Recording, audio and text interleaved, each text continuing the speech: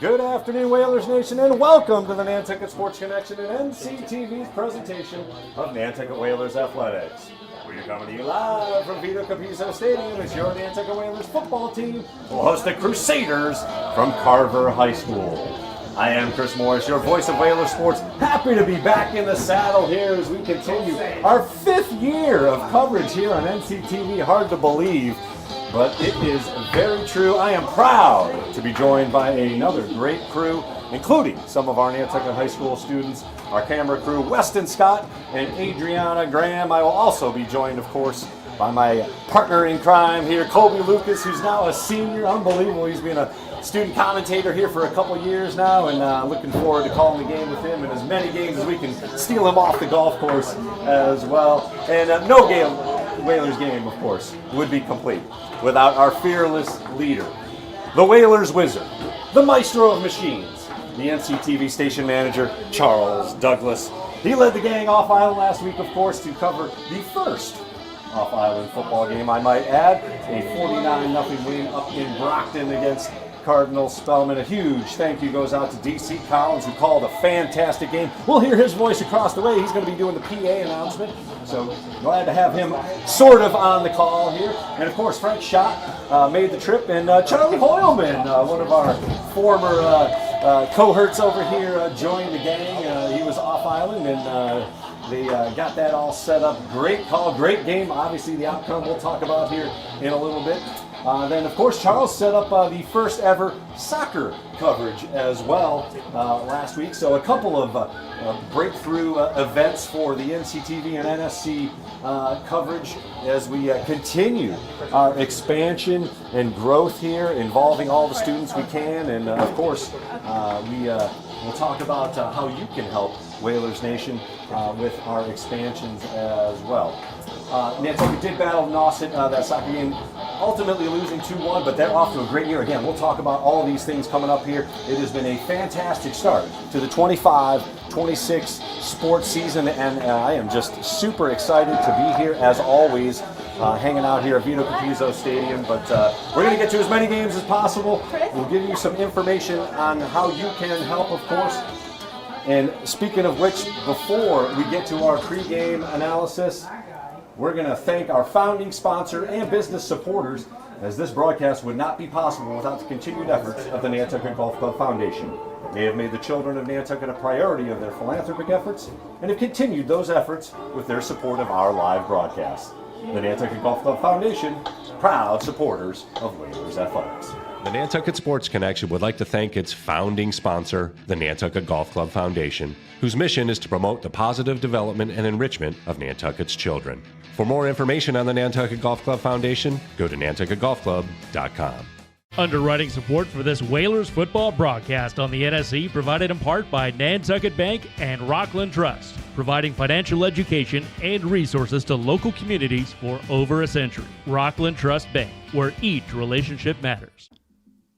Underwriting support for the NSC is brought to you in part by Myrick, the largest full-service law firm in Central Mass, also serving the Cape and Islands. Visit MyrickLaw.com to learn how Myrick can assist you with your legal needs. Support for the NSC provided in part by Highline Cruises, providing year-round high-speed service to Nantucket since 1996. For more info, visit HighlineCruises.com. NCTV and the Nantucket Sports Connection would like to thank our Nantucket business sponsors for their support of today's Whalers broadcast.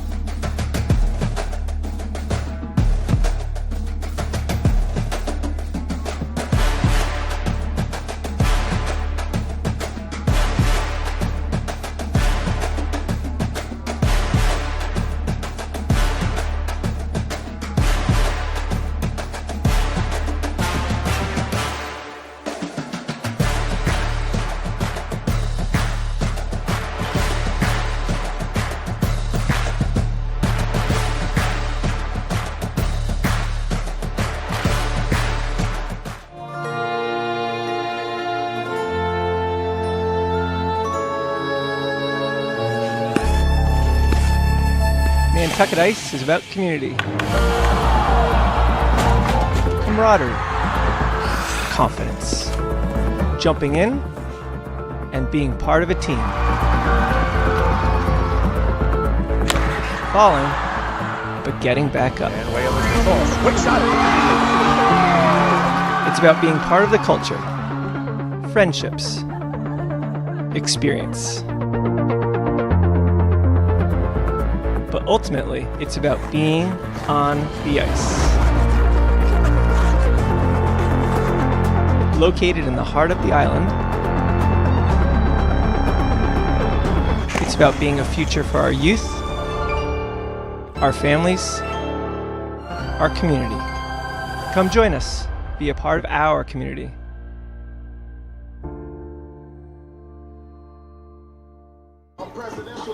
Well, welcome back to live coverage here from Vito Capizzo Stadium as the boys continue their pregame warm-ups. Here's the home opener for the 2025 season for the Whalers. Of course, they went off island, and man, are they riding high after a Week 1 win. Dominant fashion over Cardinal Spellman. The 49-0 win saw Nantucket firing literally on all cylinders as second-year head coach Everett Reese continues to instill his culture, and man, it was on full display. The defense not only pitched a shutout, they allowed just 4 first downs, 1 in the first half when there was any sort of decisiveness of the game. But Nantucket put up 42 of their 49 points in that first half. They had 2 defensive touchdowns as the Jenkinson twins each scored 1. Jeremy took an interception in from 18 yards out, and Canton scooped up a fumble right before halftime and scampered in for another defensive score. Russell Simpson, number 44, keep an eye on him. He had a great game as well with 2 sacks. He was our player of the game. Both of those sacks, I will note, was on 3rd down, so ended the drive right there. It might as well have been a turnover.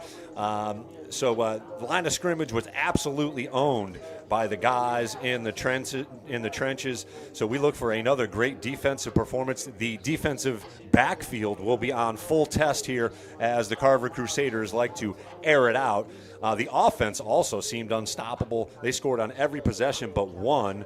Sophomore quarterback Burke Lombardi looked confident, comfortable. He tossed 2 touchdowns to senior wideout Tristan Grimes, and Nantucket was able to showcase a slew of ball carriers. They are deep on both sides of the ball, and they are deep in talent on both sides of the ball. He was able to spread the wealth, completing passes to 7 different Whalers, and David Guillen Tavares rumbled all over the Cardinal defense. He scored 3 times, including the final touchdown, where he carried the ball 6 times in a row, finally finding pay dirt from 2 yards out. And let's not forget the special teams, because they were special, I'll tell you. Deflecting a punt, recovering a fumble on a kickoff, and converting all 7 extra point. Jack Clark got himself a workout for sure, as maybe we could pull up some highlights from that game and have a look-see at the 49-0 win from Week 1 over Cardinal Spellman.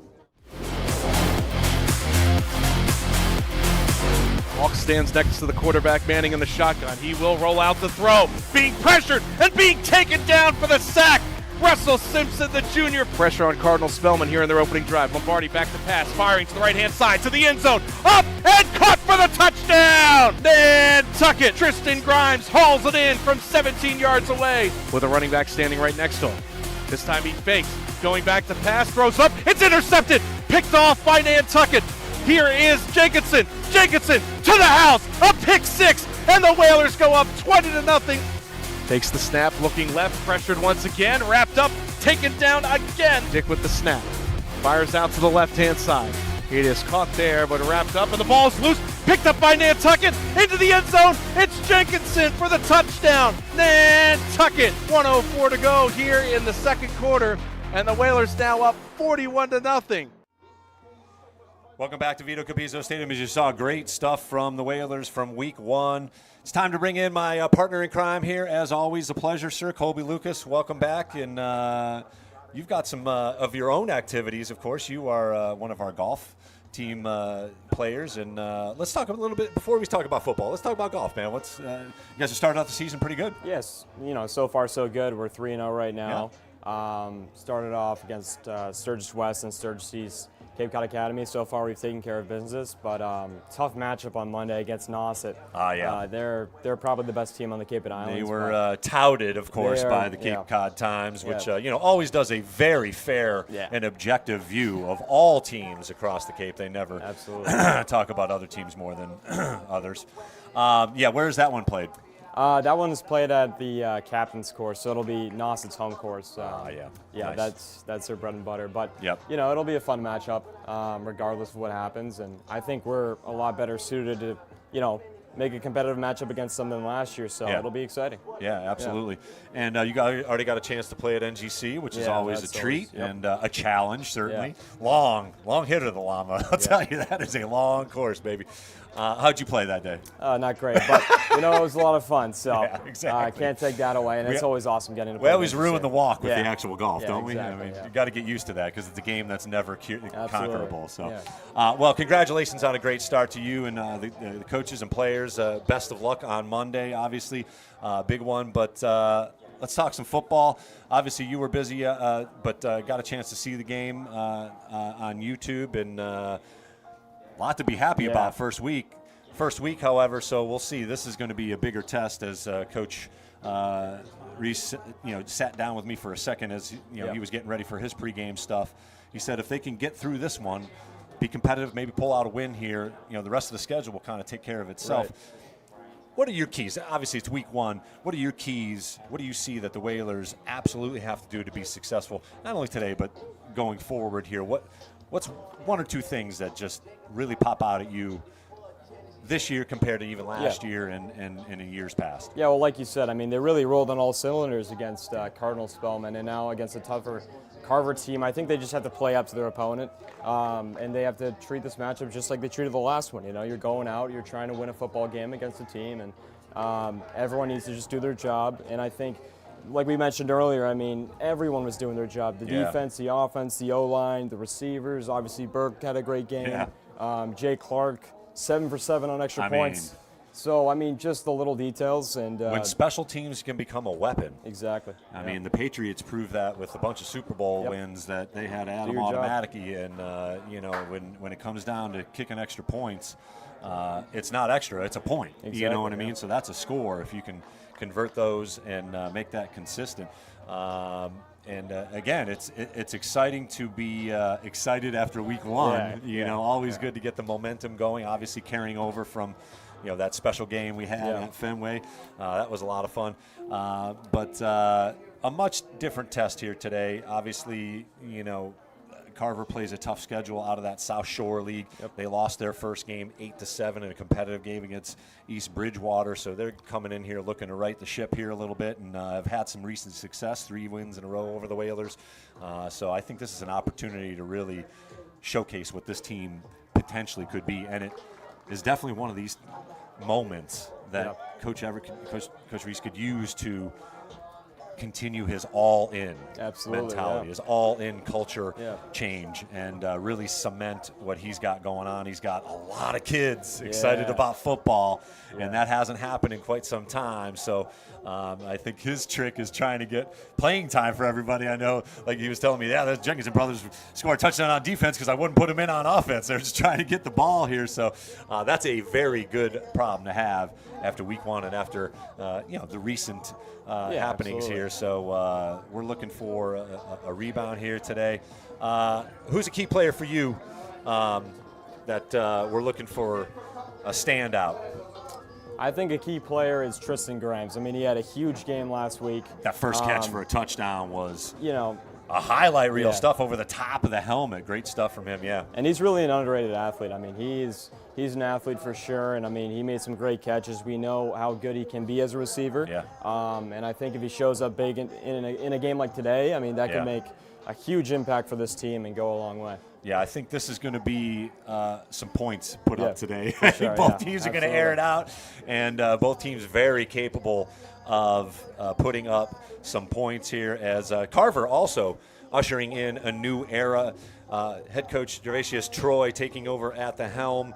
He was part of the team in previous years, but he looks to bring that team back to their return to glory that saw them in the Super Bowl in 2023. As I mentioned, they had a hard-fought loss to East Bridgewater in their season opener, 8-7, the final, and they will look to rebound against the Whalers.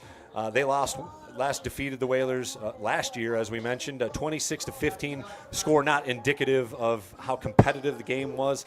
I was talking to Coach Herman, and he said a couple of Hail Marys sort of led to the demise of the Whalers, but it'll be number 5, Braden Correa, who will be the quarterback this year, and he will look to lead a very highly touted offense that will look to throw the ball all over the place. So the defensive backfield for the Whalers will be on full alert. And experienced squad, they've got 12 seniors, and they look to get back into the playoff scenario. And our Whalers look to get into the playoff scenario for the first time in a few years. But today, they're looking to win their home opener on an absolutely gorgeous day wherever you are joining us from. It is a fantastic day here at Vito Capizzo Stadium. We'll take another quick break here before we hear from our boy DC Collins across the way. He's going to have starting lineups, some national anthem, and of course he will be the voice of Whalers football across the field here all afternoon. And hey, if you feel like it, throw us a like and subscribe onto that YouTube page you're watching. Type in youtube.com, some backslashes at Nantucket Sports Connection. Turn on the notifications. Hey, the bell will ring and ping you every time we've got a live broadcast. We're also on Instagram at Sports Connection, Facebook as well, and even TikTok. Yep, you got it. We're on TikTok. We're also commandeering the Twitter account for the television station. Check us out at x.com/OurNCTV. That's OURNCTV. We'll be back here at Vito Capizzo Stadium.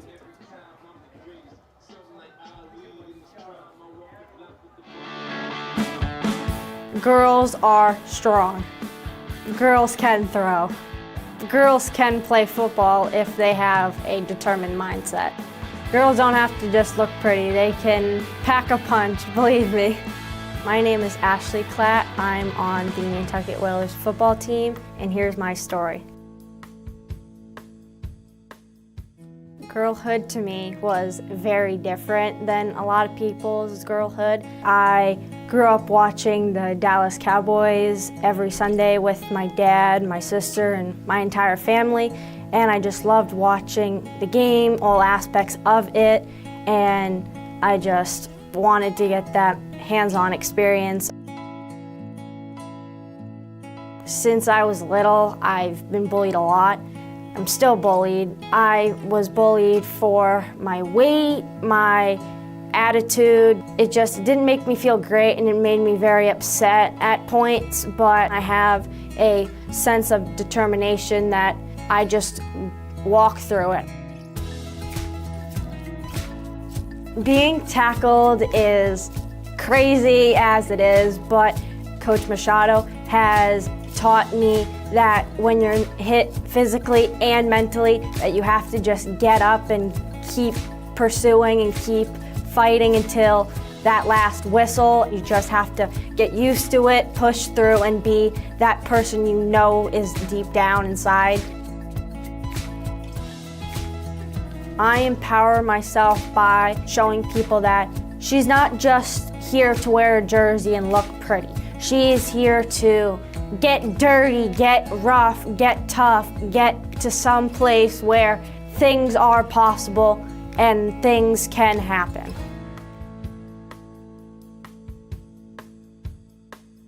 People will give you weird looks and think, oh, this person, they're different because they're a girl playing a male-dominated sport, but you need to always have that confidence and determination. You will always look back on, I did that. I achieved greatness. I hope I've inspired a lot of girls on this island that you can do things if you put your mind to it, no matter what. If you can trust yourself, you can do it. When I threw a passing touchdown. It felt really good to have that happen to me because me leading my team to victory was amazing and a great feeling, and I still relive that feeling to this day.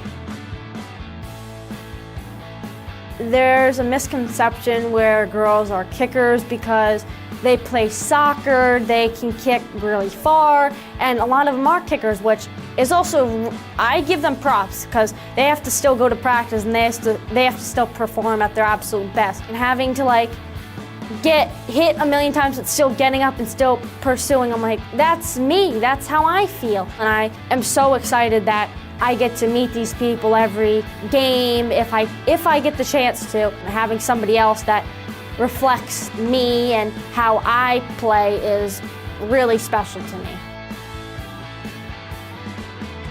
Dear future Ashley, I hope we are a coach, whether that is a high school coach, a college coach, or an NFL coach. I hope we're doing something amazing with our lives and we are living our life to the absolute fullest. Welcome to New Moon Fest, Nantucket Empowering Women.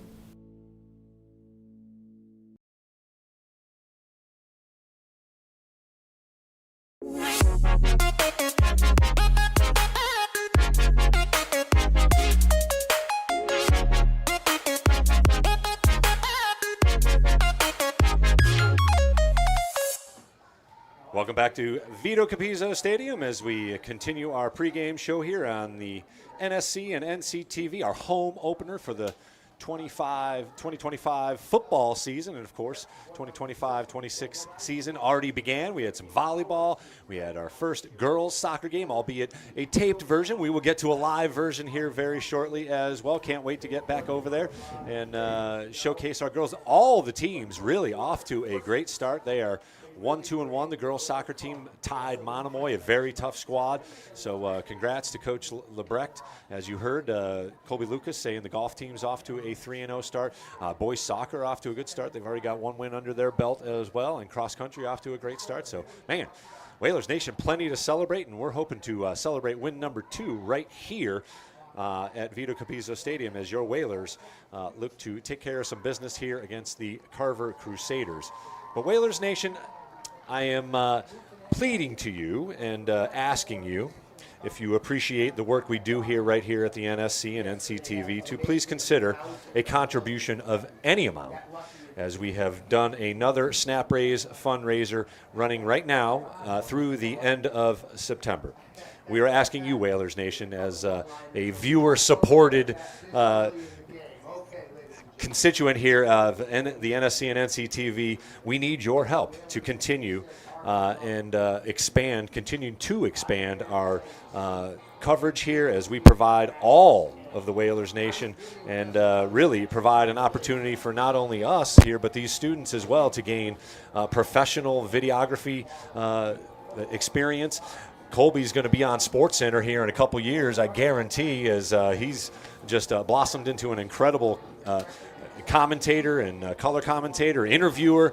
He's going to do it all here before he gets to college. It's amazing. If you would please help us expand our coverage. We're obviously looking to pick up girls soccer this season here in the fall and continue to ride in. You see the QR code there on the screen. Jump on your phone. Take a little picture of that. Jump on that Snap Raise link. If you find us on Instagram, it's at AC Sports Connection. That link is there as well. Every single dollar counts. Again, we look to maintain and upgrade our equipment always because we're pretty tough on it here as we're outside in the elements. And obviously, we're looking to expand into more sports. We added some field hockey the last couple years, softball, baseball.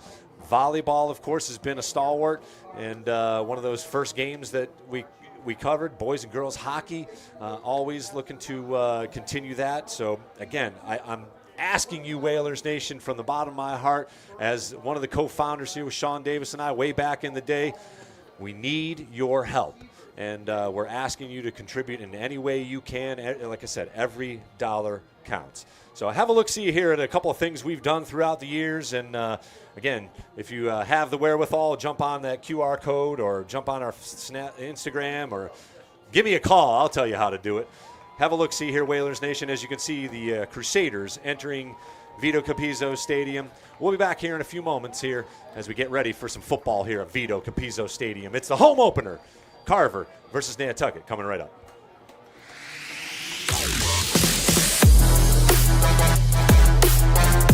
Oh, they're not even up there yet, so I'll give you a heads up. First hoop, Simpson gathers for Nantucket. Francis over to Aguilar. He'll look for three. Got it! Huge shot from Carver.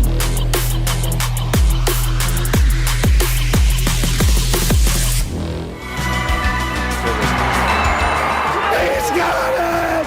He's got it! Nantucket Sports Connection and NCTV over the past few years have done countless broadcasts that are both exciting and professional. Shot, score! Jack Halleck!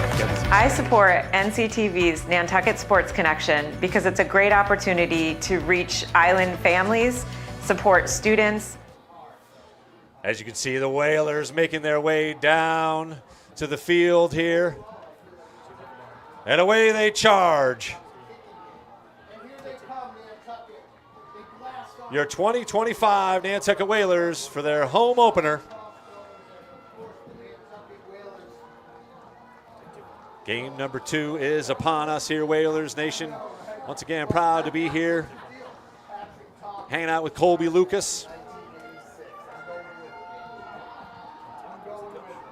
as he will provide some color commentation. And of course, we're happy you are able to join us from wherever you are. Our folks from Crusader Land, of course, up in Carver. Hopefully you are joining us on the YouTube. And happy to have you along here. Best of luck to your squad as well. Right behind the Whalers, we're rooting for you guys.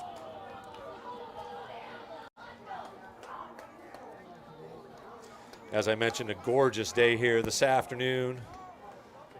And as we get ready for DC Collins to do his pregame show here. I did get to see this earlier. This warm-up is pretty special. I don't know that I could follow all this, but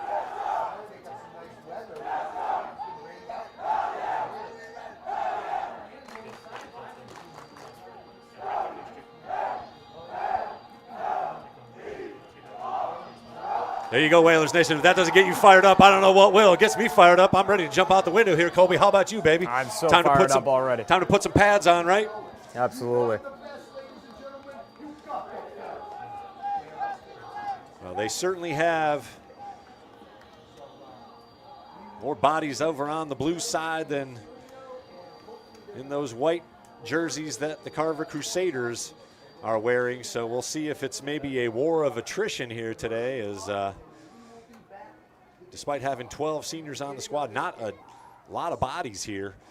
So hopefully nobody gets hurt. Again, the Carver Crusaders in the white helmets with the maroon, or white jerseys with maroon helmets, excuse me, and of course the Whalers in their home blues.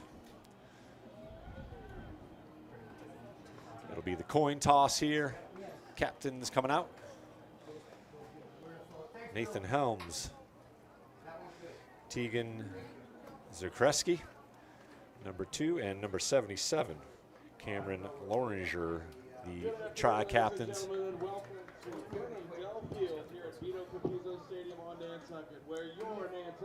As you can see, DC Collins going to announce the starting lineups here.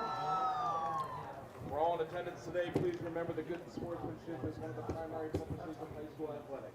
Our student athletes recognize the judgment calls by officials, coaches, and themselves are made in good faith. What win there is will be coming from your screen right to left, but I'll tell you, it is a gentle breeze, if nothing else. And golden sunshine here this afternoon. Blue skies abound as we have an absolutely gorgeous day for some football. Once again, thanks for joining us here on the NSC on YouTube, locally on channel 1072 in Super HD. I see Aaron Hanlon there James Phillips, number 75, that's Andrew Lavin. Jeremy Jenkinson in there as well. And Burke Lombardi, the 5 Whalers game captains.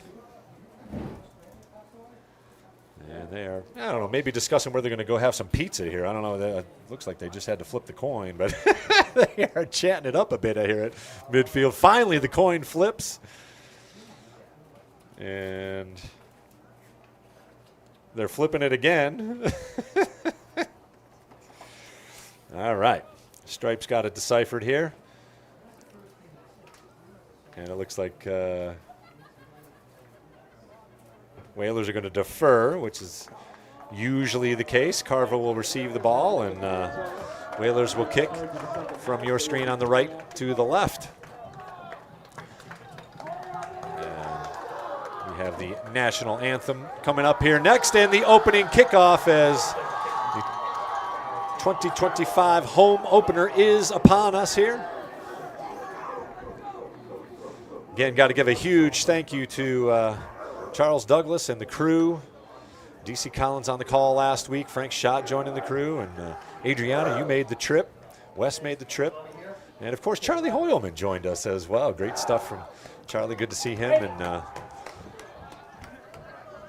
he is always a welcome member of the NCTV crew. And, of course, the flag at half-mast as we always remember. Remove your caps for the playing of our national anthem by Nantucket's own pep band.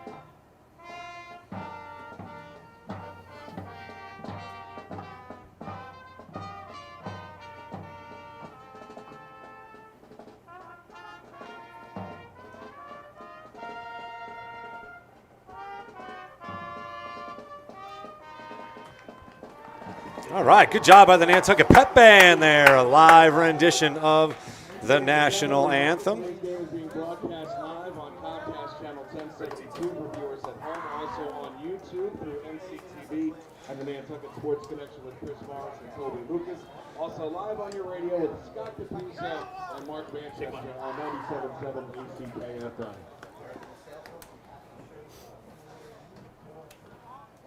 All right, Whalers all set to kick off here from the 40-yard line and get this game going here, baby. Whalers Nation, are you ready for some football? 12 minutes on the clock. Game number 2 is upon us. Whalers come in with a 1-0 record after a thrashing of Cardinal Spellman, 49-0. The Crusaders lost a tough one to East Bridgewater, 8-7. Looking to right the ship here as Jack Clark, the Whalers place kicker, gets things set up here.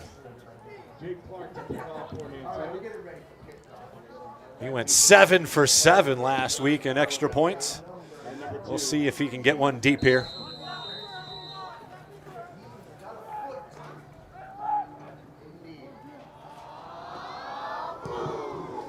Good kick, spiraling. It'll land and bounce over the head of the Crusaders receiver across the 20. Scampering and dancing across to the 25, maybe the 26. Good coverage, good kick. It'll be 1st and 10 for the Crusaders as Braden Correa will lead the offensive unit out here. Number 5, he will also be doing the kicking for the Crusaders under head coach Jermetrius Troy in just his second game as the head coach. Spread formation.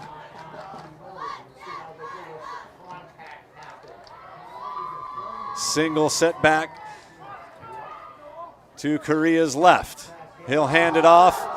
Quick hole closed up, though, as gang tackling are the Whalers, maybe the line of scrimmage. We'll see if they give him anything.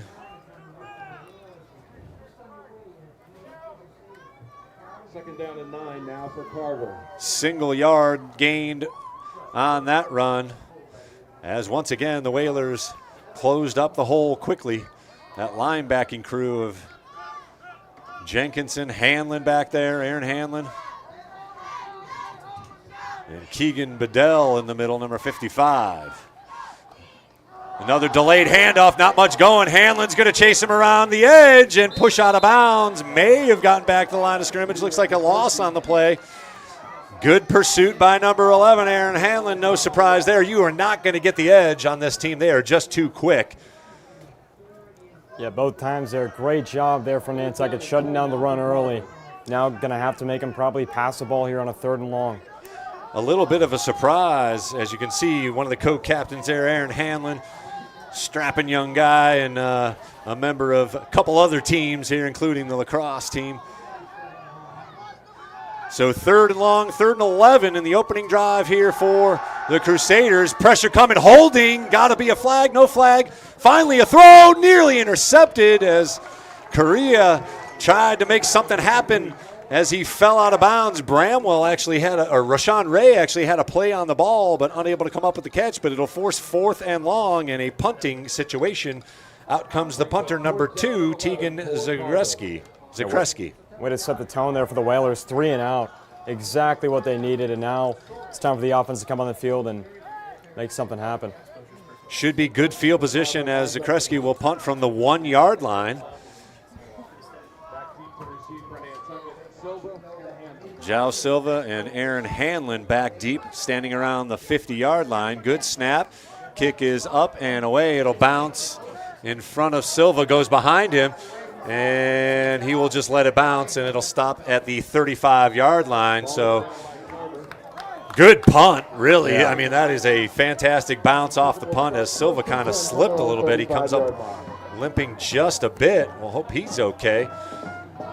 So it'll be 1st and 10 for the Whalers at their own 35-yard line. We'll see what Burke Lombardi has in store here as he trots into the huddle. He had himself a game, a couple of touchdown passes, and spread the wealth all over the place.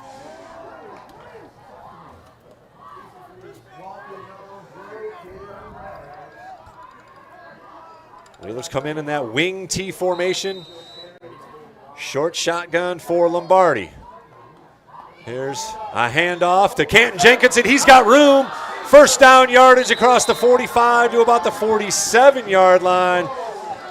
Nifty feet for number 3. Took his helmet off, however, and that'll be a flag.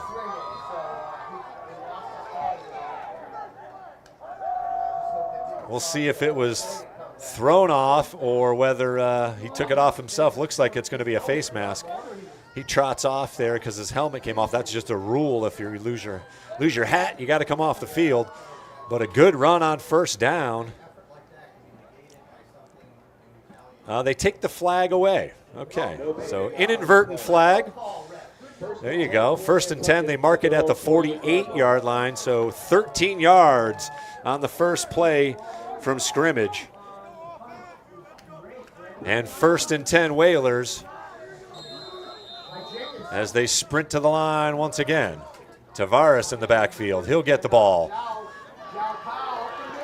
Another good gain into Carver territory inside the 45 to the 44. They give him the 43-yard line, so 8 yards on that scamper.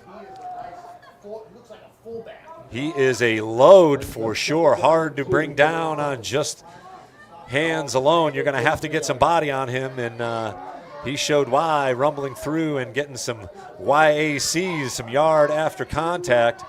And the Whalers are in business here, second and short inside Carver territory. 9:59 and counting.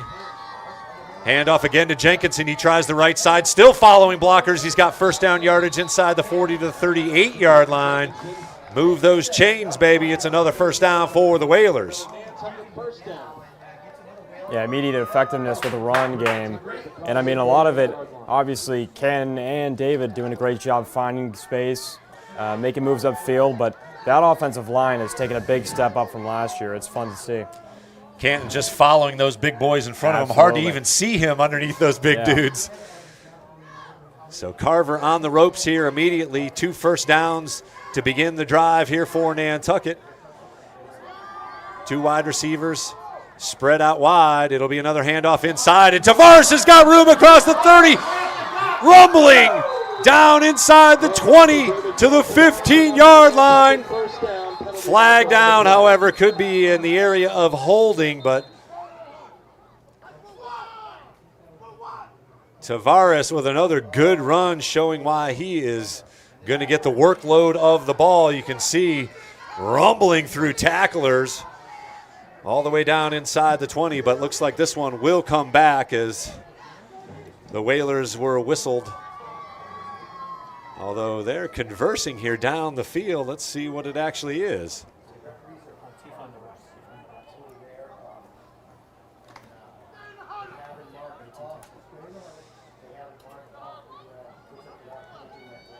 Yeah, the flag is located back down at the original line of scrimmage, so they are bringing the ball back here. Again, not sure what exactly they were talking about, but let's see what transpires. Well, yeah, there we go. Penalty against Nantucket for 15 yards. Personal foul, so that will be a big penalty. Yeah. 15 yards back here. And now it'll be Whalers back in their own territory at their own 46-yard line. So first and 25 now. Clock stop with the penalty with 9:12 to go. Still no score, but that's a drive killer. Real tough break for the Whalers. Yeah. Here's Tavares up the middle, across the 50, inside Carver territory once again to the 47-yard line. So he gets about 7 yards. Pick up 6 yards on the play. So second down and about 18. And that penalty was such a killer. I mean, that would have been a pretty good gain of yards there, but now with it being first and 25 now, second and long, it's just almost behind the sticks. Exactly. Yeah, they're behind the sticks here a little bit. And, it would have been set up inside the red zone there at the 15-yard line. Now they're going to be scrambling just to get a first down. But they're in 4-down territory, so don't have to get it all back here in one play. Yep, you get an extra down. We haven't even seen Lombardi back to pass. Here he is back to pass, looking deep, launching it deep. Got a man out there. Silva just overthrown. One-on-one coverage out there on the corner there. That was Jacob Highland on the coverage, the junior wideout. He was step for step with Silva, but a good pass that was very similar to that first play of the game last week, just overthrowing that deep ball there. But now this brings up third and a whole bunch on the incomplete pass. You go for the home run there. But again, a lot of confidence in Burke and his throwing ability, so you can't question that. It was a good pass, just a step away from Silva. Yeah. And again, 5 wideouts here for the Whalers. It's Lombardi all by his lonesome in the backfield. He'll come back to pass, sneaks up, and he'll take it off inside the 40, inside to about the 37-yard line, 36. So the original line of scrimmage brings up a sort of manageable 4th and 10 here. I would imagine the Whalers are going to go for it. 37-yard line. 4th and 9 for Nantucket. Opening drive here.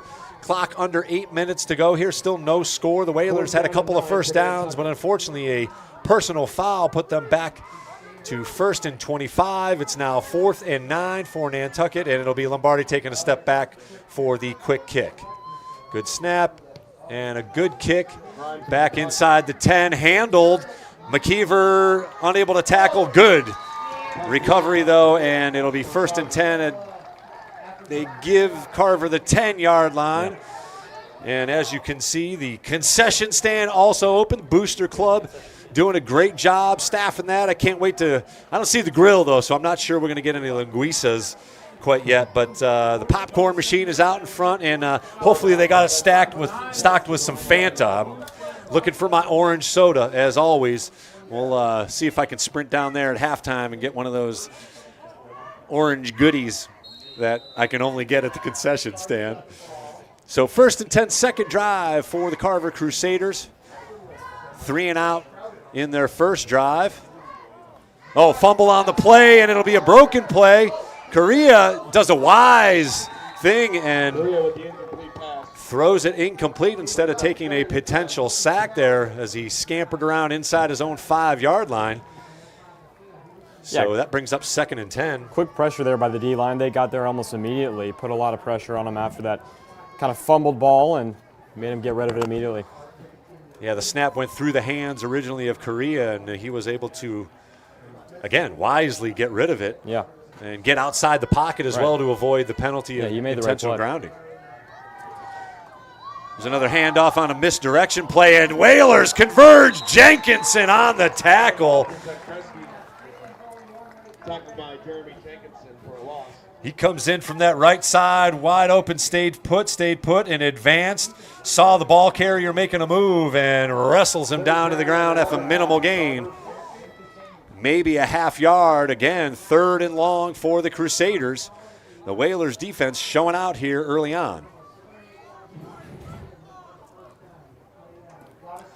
Correa looking at his playbook to see what his reads are. He's got 2 wideouts split to the edge of the field. Single setback, motion in front. Fake handoff, he's rolling out. Nothing going, and a sack in the backfield at the 2-yard line, chased down by the Whalers. That's Jeremy Jenkinson once again came in from his linebacker blitz and chases down Correa from behind, and it'll be 4th and long, a punt once again for the Crusaders. This one will be way back in the end zone. Nearly a safety as Correa didn't quite feel that pressure coming from Jenkinson, who quickly advanced, and he's made a couple of great plays here on this drive. Yeah, how about the instant impact of Jeremy Jenkinson? I mean, both of those plays just immediately got... Fumbled snap. Whoa, nice kick to get it out of there. Silva takes it out of bounds, and he'll advance into the 30, 25, 20. It's going to be a touchdown, Whalers! Coach Machado's got to be happy about that. Silva picks it up on the bounce and takes it to the house from 30 yards in. No flags. Whalers lead 7-0 on a punt return touchdown.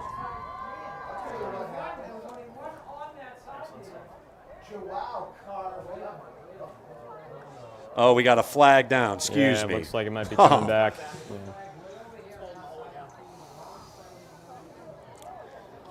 So scratch that, Whalers Nation. Looks like a holding will bring the ball out of the end zone. And the Whalers will still certainly be in business deep inside Carver territory. Penalty marker is a hold against Nantucket, which negates the touchdown.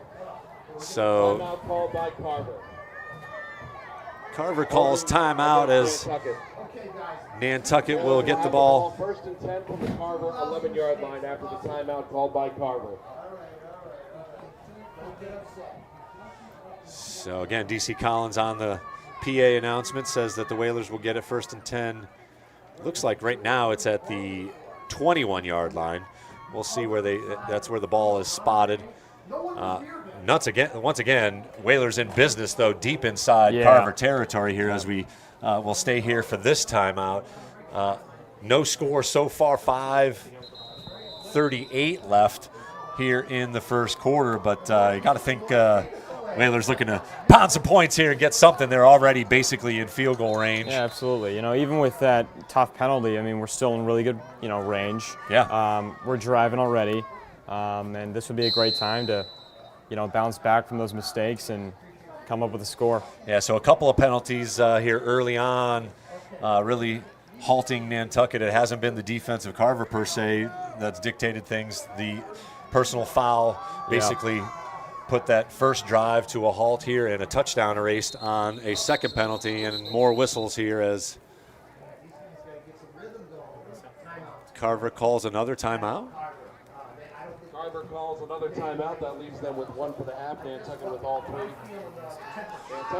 All righty. We'll take a break here in the NSC and NCTV and come back with the remainder of the first quarter. No score here from Vito Capizzo Stadium. 5:38 left in the first quarter. The Nantucket Sports Connection would like to thank its founding sponsor, the Nantucket Golf Club Foundation, whose mission is to promote the positive development and enrichment of Nantucket's children. For more information on the Nantucket Golf Club Foundation, go to nantucketgolfclub.com. Underwriting support for this Whalers football broadcast on the NSC provided in part by Nantucket Bank and Rockland Trust, providing financial education and resources to local communities for over a century. Rockland Trust Bank, where each relationship matters. Well, welcome to live action. Correction, Nantucket called the first timeout, so both teams left with 2 timeouts here. Lombardi under center, and he'll hand it off inside. Here's Hanlon with his first carry, buried alive under a couple of big bodies there. Number 77 leading the charge, Cameron Loringer, the senior captain for the Crusaders, with a big tackle. Minimal gain of about 2, puts the ball just inside the 20-yard line. Second at about a long 8, short 9. Either way, second and long here for Nantucket as they break the huddle here. Second drive for the Whalers offense. Still no score here as the clock continues to run just under 5 minutes. Jenkinson gets another opportunity, evades one, evades another, and stays on his feet. Great job by Canton Jenkinson, evading a couple of potential tacklers. Look at this nifty moves inside by CJ, number 3, avoids one there, avoids another one, and then gets through that hand tackle and finally wrestled down, but he turned a potential loss into about a 3-yard gain, as he'd seen 3 carries here early on. It was about midway through the first quarter before he got his first touch last week. So nice to see number 3 getting some activity here as Burke Lombardi faces another third down here, third and about 6 for the Whalers. Certainly in 4-down territory for Nantucket. Ooh, I see the grill smoking over there now, boys. Here's Tavares. He's got some room up front and barrels ahead. He will be short of first down yardage, however. That will bring up 4th down and about 2. I'll make it 1. That's a good rumble forward for about 4 yards. Brings up 4th down and a 1.5 yards for Nantucket. As you can see, Lombardi in the offense staying on the field here for another 4th down attempt. Quickly to the line. Snap goes to Tavares. He is bobbled up, and we'll see if he gets there. I don't think he got there. He kind of leaned forward, but there was not much room inside, and a couple of those defenders on the outside Time out of the field for a measurement. got there quickly and converged on the ball, so we will have a measurement here. Ladies and gentlemen, a reminder, today's game is being broadcast live on YouTube and Xfinity Comcast Channel 1072, courtesy of NCTV and the Nantucket Sports Connection. Also, you can listen to a live audio broadcast of this game on 97.7 ACK-FM, online at ackfm.com. So the sticks come out to measure to see if Tavares leaned ahead and got enough for a first down here. Looks short. Yeah.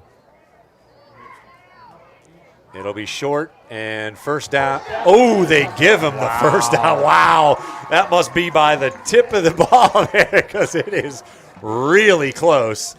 They needed 10 yards and they got 10 yards exactly. Yeah. 1st and 10 Whalers at the Carver 12-yard line or 11-yard line. Yeah, solid last-minute effort there by Gian Tavares. It looked like there was nothing there, kind of leaped in there at the end, pushed through as much as he could. Got that centimeter of the yard. Yeah. The home field spot, we'll say. We'll take it. So 1st and 10 Whalers. Silva split out to the far side of the field. Lombardi rolling, looking. He's going to take off. He's got some room inside the 10, inside the 5. Give him the 4-yard line, so nothing doing. Picks up about 5 yards on the play. Nobody open, but it'll be 2nd and 4 after a pickup of about 6 yards for Lombardi. Yards for Nantucket.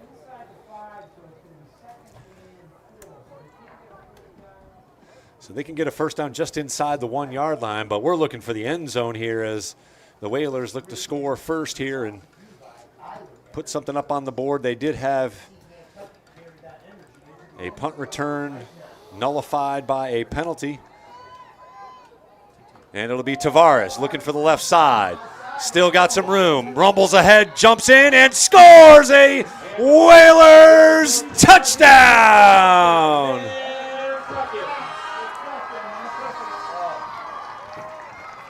David Gillen Tavares dives ahead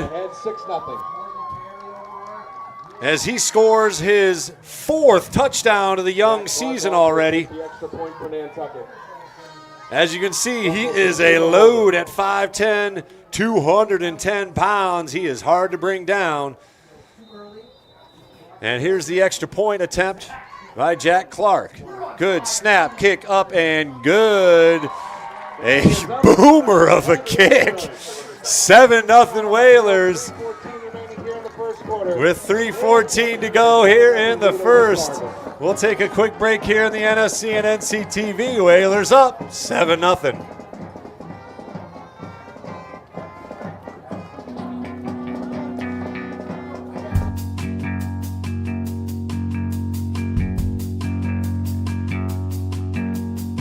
Their life.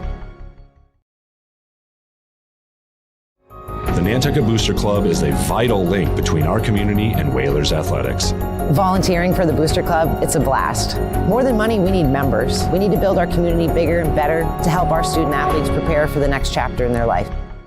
That premieres once a week during the school year. We have just begun our 2nd season and our first 5 episodes are up and ready to watch. We cover everything from school news updates, arts and entertainment, sports, and weather. Weather Word is a student-run production that meets before and after school.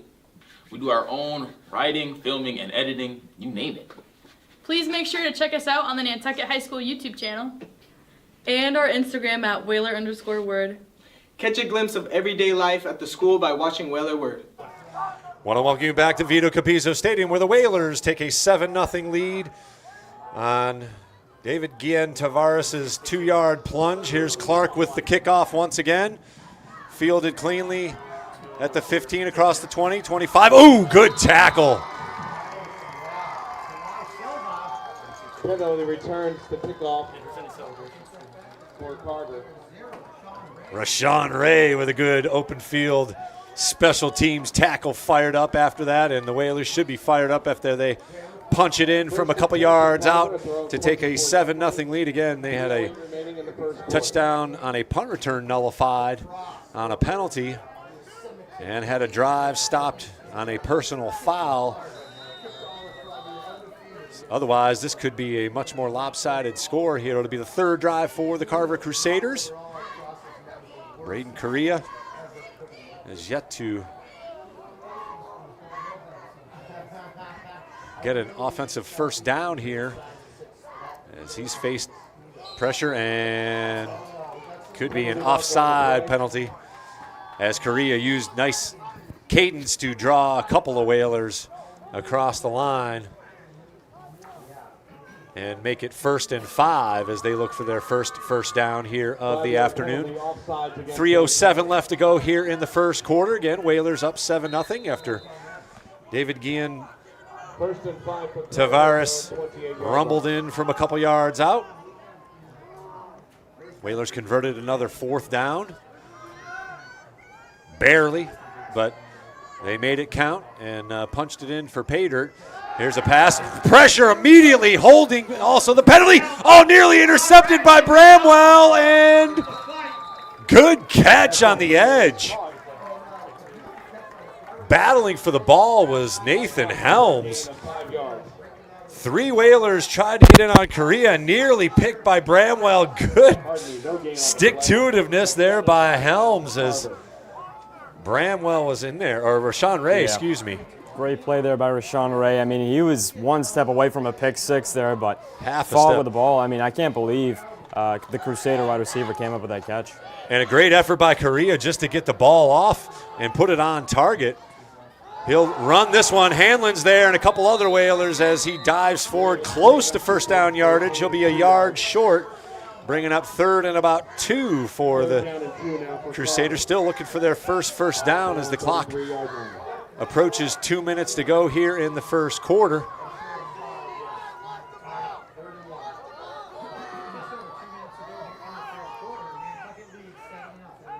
Third and 1 here for Carver as they await the signal.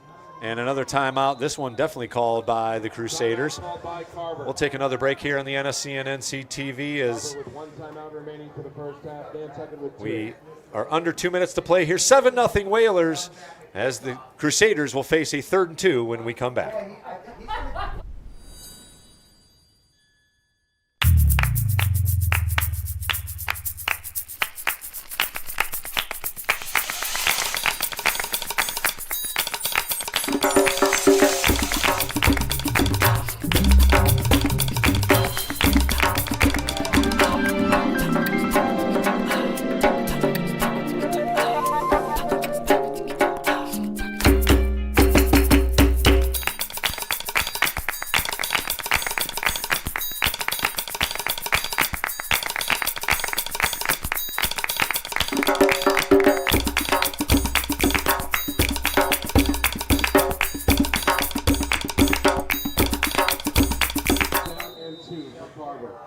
Third down and 2 as we come back to live action here off the second timeout called here in the first half by the Crusaders. New formation, a couple of running backs in the backfield with Correa. It'll be a handoff to the left side, short side. Not much doing, and he's going to be short of the first down. Ooh, good, generous spot actually. Gives them the first down. Oh, that looked short, but nonetheless, the Stripes give them the call there and move the chains. First down for the Crusaders offense. It'll be 1st and 10 from their own 34-yard line.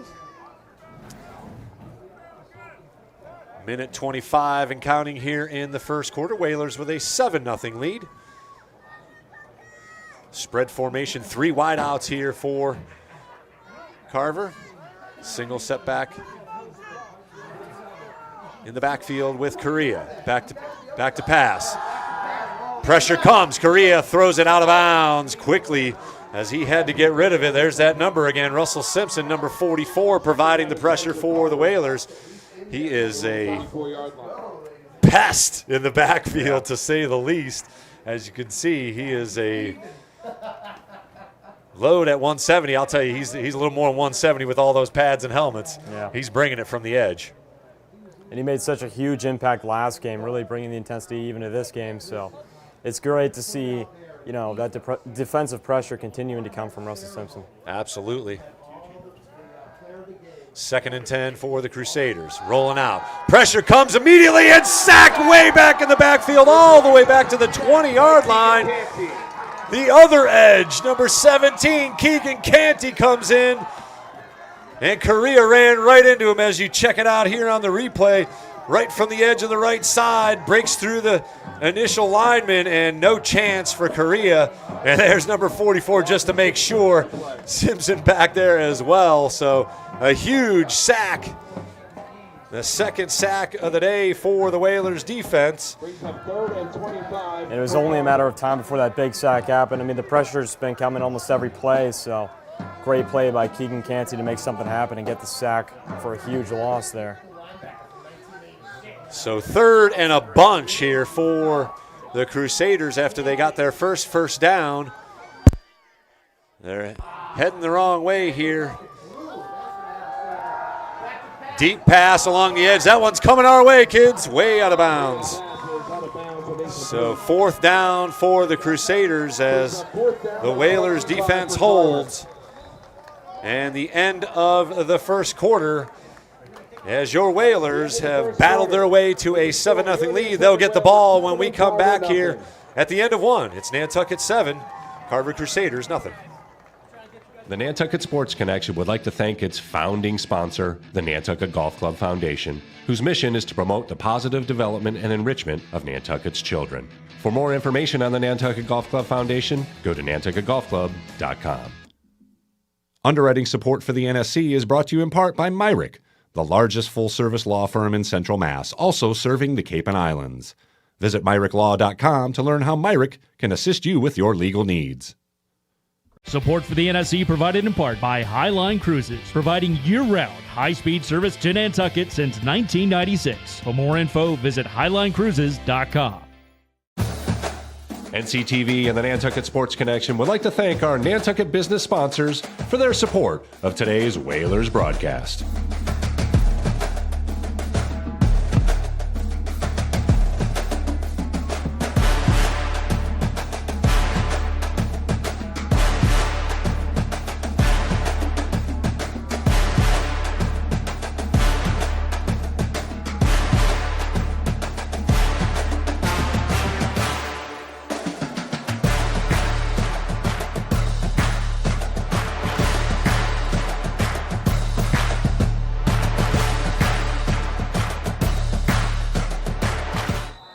It'll be 4th and long here, a punt upcoming for the Crusaders as we get back to live action.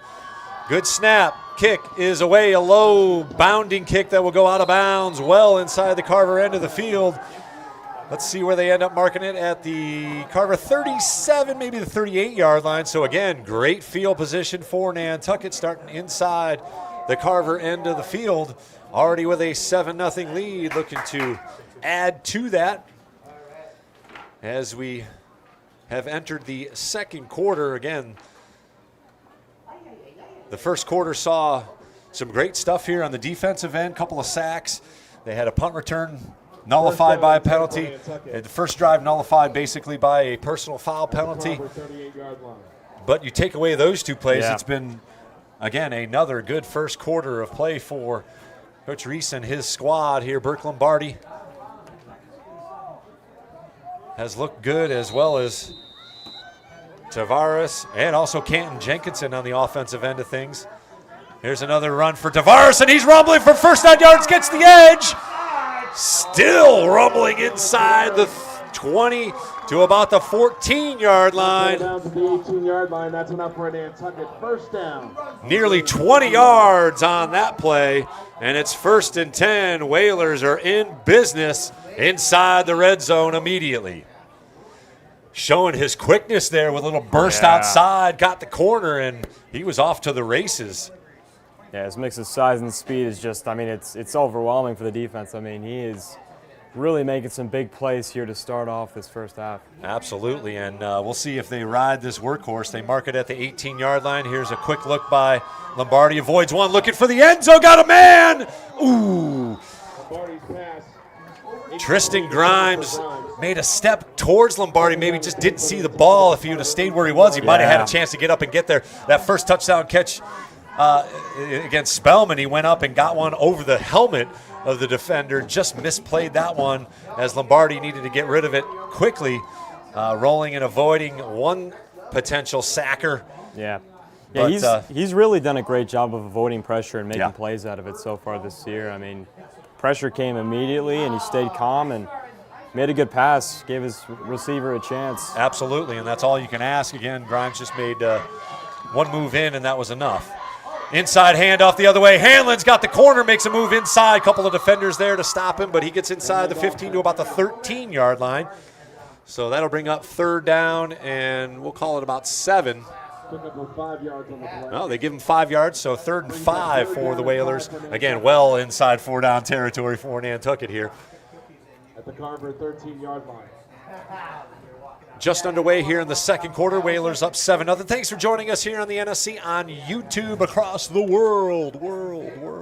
And, of course, locally here at Channel 1072 in Super HD. 3rd and 5 here. Big call for the Whalers. They come in stacked in that wing T. Tavares in the backfield. Snap and a handoff around the edge. cutting up and getting first down yardage, still on his feet, rumbling towards the goal line, and down at the 2-yard line. Ken Jenkinson, short in stature, but powerful underneath that pile, moving it forward. Well, that's about as good as an effort as you can get. I mean, even after getting hit, just plowed forward, and he really wanted that touchdown. But absolutely. So the Whalers are in business, first and goal at the 2-yard line, looking to extend their lead. Already up 7-0. Again, Burke Lombardi just looks in control of what is going on out here. Very comfortable, confident, trotting back, Brady-esque, if I may. Yeah, he's been incredible. I mean, especially in that Cardinal Spellman game. I got a hunch number 5 is going to get the ball here. Tavares dives ahead, rumbles in, and will push into the end zone for another Whalers touchdown. Have a look-see, Whalers Nation. It's Gian Tavares with another touchdown, his 5th now on the season. 13-0 the lead. And Clark looking to extend his extra point streak to 9. They are dominating the line of scrimmage, both sides. It is fun to watch here, and the Whalers going to be putting up some points this year. Snap, good. Kick, up and good from about 40. Almost hits the whale way back there. 14-0 the Whalers now lead with 9:57 still left here in the second quarter. We'll keep it here, Whalers Nation, as we enjoy a 14-0 lead here in our 2025 home opener. Let's have a listen to the pep band here playing the Whalers fight song.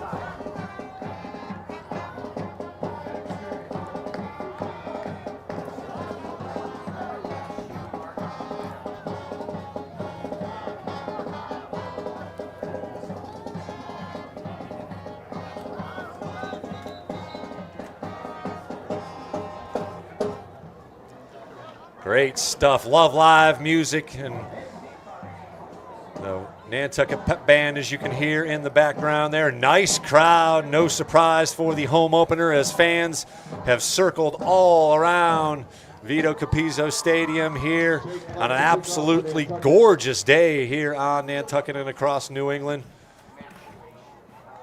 Back deep to receive Nolan Kennelly and also Jacob Harland for Carver. See Clark ready to kick it off once again. Whalers now with a 14-0 lead. Behind 2 touchdown runs from David Gian Tavares. And another dominating first half performance here for the Whalers. Good end over end kick. Fielded at the 13-yard line across the 20 to the 25 and wrestled down to the ground once again.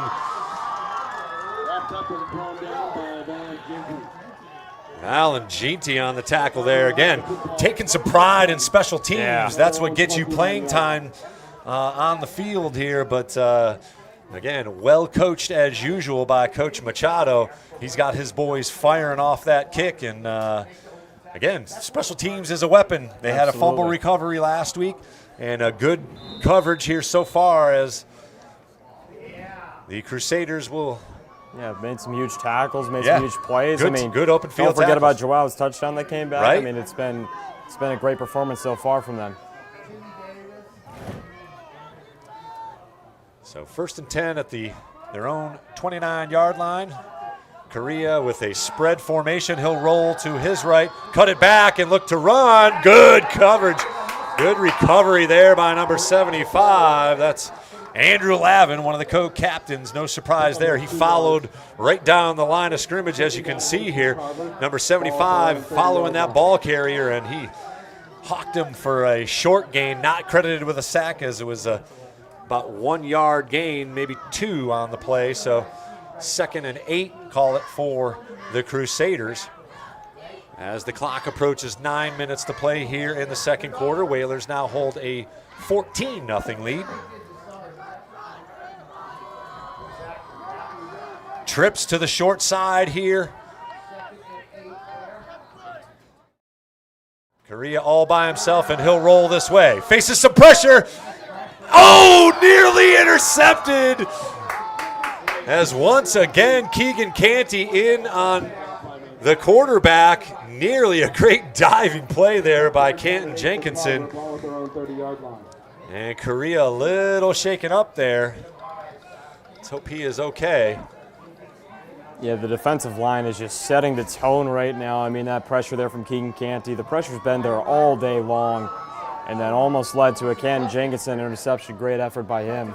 It has been well scouted, no doubt. They knew that the Crusaders were going to try and throw the ball all over the place. That's kind of their MO, and so far the defensive backfield has held up there. A couple of near interceptions now as Jenkinson made a play from his safety position.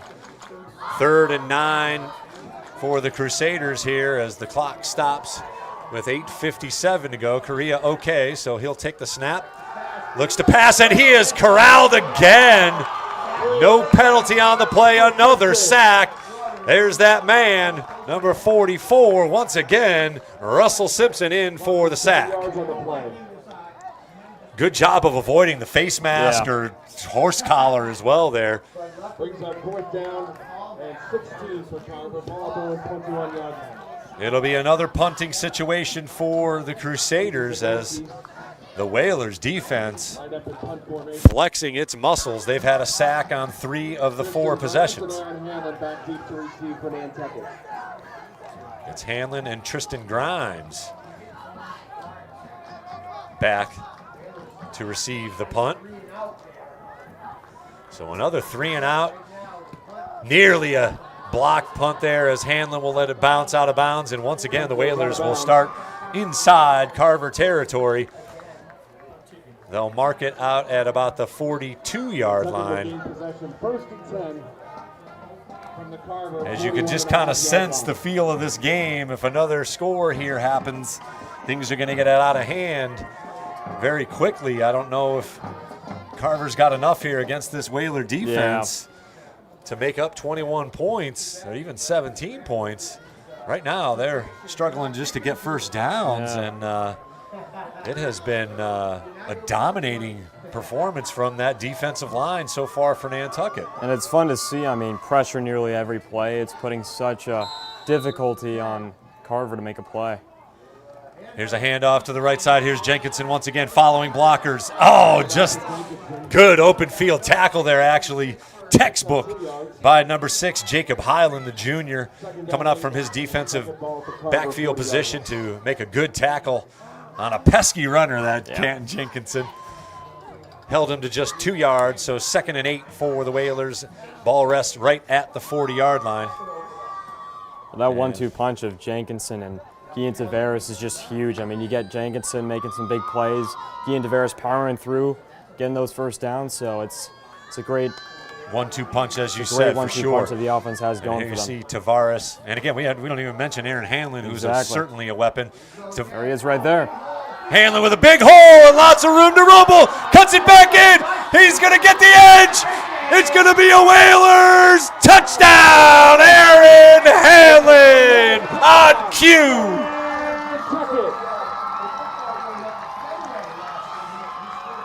Bobbing and weaving using his blockers. And Aaron Hanlon, as you can see, gets that counter. He had first down yardage before we even spotted him.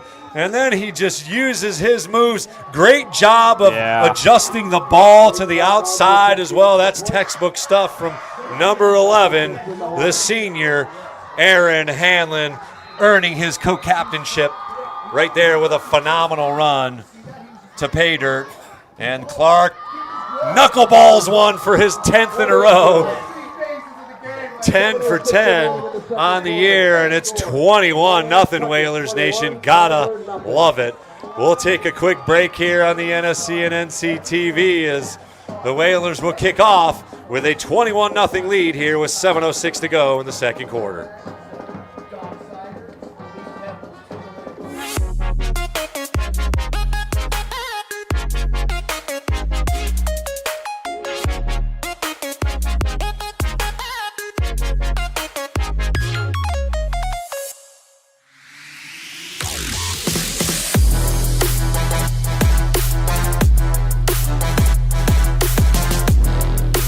first hoop. Simpson gathers for Nantucket. Francis over to Aguilar. He'll look for three. Got it! Huge shot from Carver.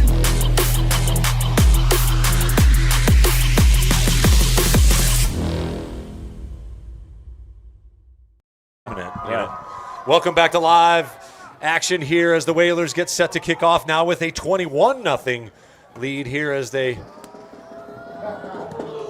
score on their second possession here. Nice corner kick, drops at the 20, picked up, avoiding one tackler and not avoiding a second tackler. Again, good coverage by the Whalers as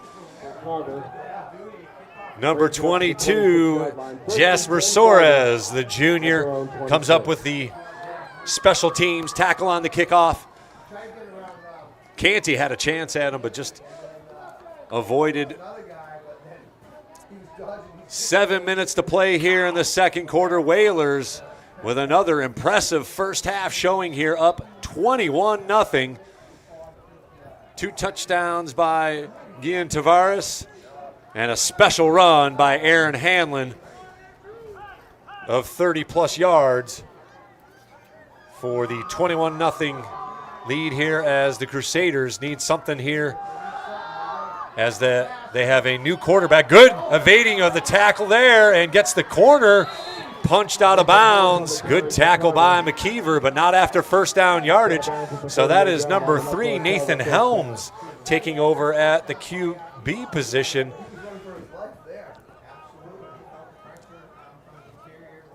As Braden Correas is limping a bit here over on the sidelines right in front of us. He takes a seat after getting banged up a little bit. Obviously, he faced a lot of pressure while he was in the game. And again, the Whalers did this last week too. They knocked out the starting quarterback for Spellman. And it's tough to come back from 21-0 after you lose your starting quarterback. But we'll see what Nathan Helms, he's a senior, so he's seen plenty of action here. And was able to scamper for a first down in his first touch. And, oh my goodness, lots of pressure. Good job by him to avoid it, completing the pass for first down yardage. Nice job by Carver there. Again, I can't believe he avoided the sack there. Yeah, that was a near disaster. But a good job to find the open player downfield, especially with all that pressure coming his way. Wide open was number 4, Colin Eakins. And he rumbles for another first down as Carver moves the sticks on consecutive plays. 1st and 10 at their own 49-yard line. So Helms is bringing some good energy here for the Crusaders as they look to make a little comeback here. He keeps it. Canty behind the line with a good open field tackle there. Have a look. Another tackle for loss here for Keegan Canty.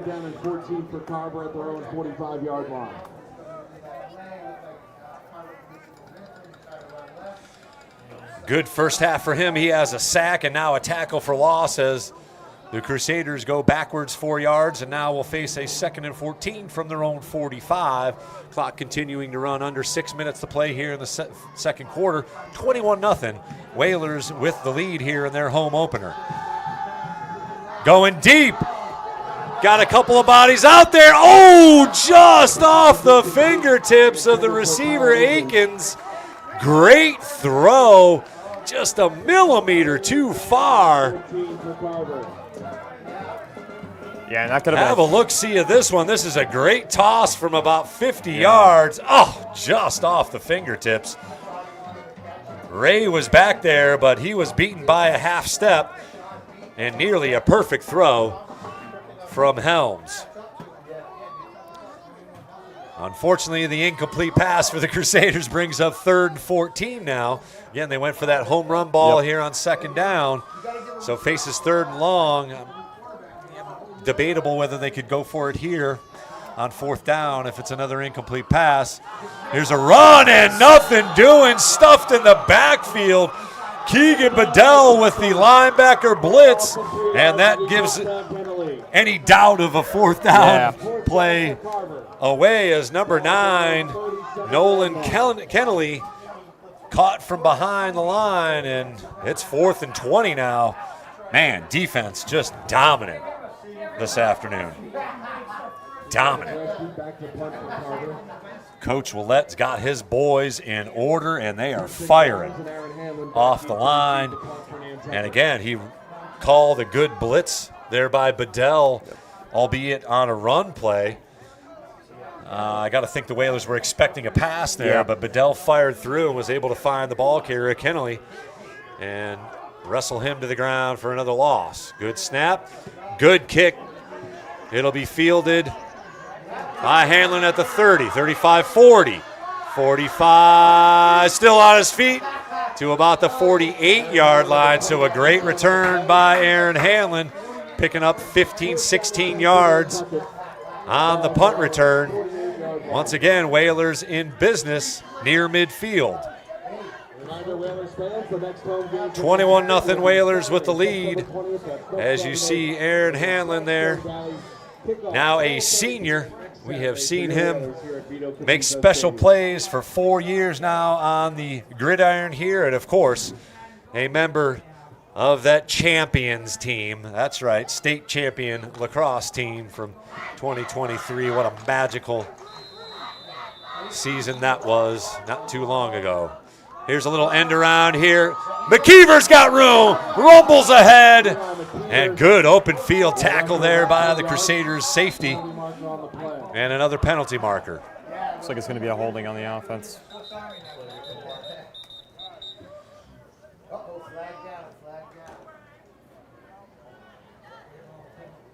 Let's see what the white hat signals here.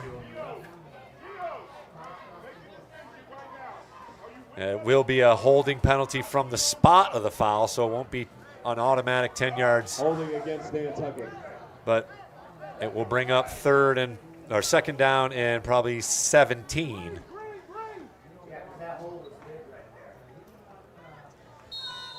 First and 16, as the hold was beyond the line of scrimmage where the flag was. So first and 16 now for the Whalers back at their own 42-yard line. Here's an inside handoff to Tavares. He dives ahead for about 3 or 4, so not much doing there, as that's got to be called, gentlemen. Little extracurriculars there, and the Whalers will probably be the beneficiaries of a personal foul call on the Crusaders, as the player was down on the ground, and you just can't do that. As you can see, Coach Troy giving some words to his player. So we'll take the penalty for sure, and that'll be a first down automatic. Personal foul against Carver. With 4:04 to go, the Whalers are back in business, the beneficiary of a penalty this time. First and 10 at the Carver 41-yard line now, benefit of the penalty. Yeah, it's supposed to be on the other side of those penalties. Finally. Yeah. Lombardi breaks the huddle with Tavares in the backfield. Wing T. Here's Hanlon in motion. It'll be Tavares. Nope, it'll be Lombardi looking deep. Got a man out there. Incomplete. Just overthrows Tristan Grimes. That's a tough throw across the field. It is. Into that corner, tight corner, so a challenging throw for Lombardi goes incomplete, brings up 2nd and 10. Again, a lot of movement in and amongst that backfield. You got to really follow the ball to see who's getting it. I thought they handed it off there for a moment. Yep. Nonetheless, 2nd and 10 here, 3:48 to go. Whalers up 21-0 already here. 2 touchdown runs by Tavares, and Aaron Hanlon took an inside handoff and scampered 32 yards to pay dirt. Fake pass caught by McKeever. Whoa, what a catch. Wow. Eli McKeever showing why he's something special. Have a look at this replay. Wow. A bullet from Lombardi, and McKeever goes up and gets it right before he gets leveled by Correa. Yeah, I can't believe he held on to that one. Got leveled while airborne. Still held on to it for a big play. Concentration by number 4 there on the edge. 1st and 10, Whalers inside the 30. Ball rests on the 27-yard line. Great throw and catch there for the Whalers as Eli McKeever hauls in the pass. Here's another handoff here. Canton Jenkinson rumbles ahead for about 5, maybe 6. Pick up 6 yards on the play. 2nd down and 4 now for Nantucket.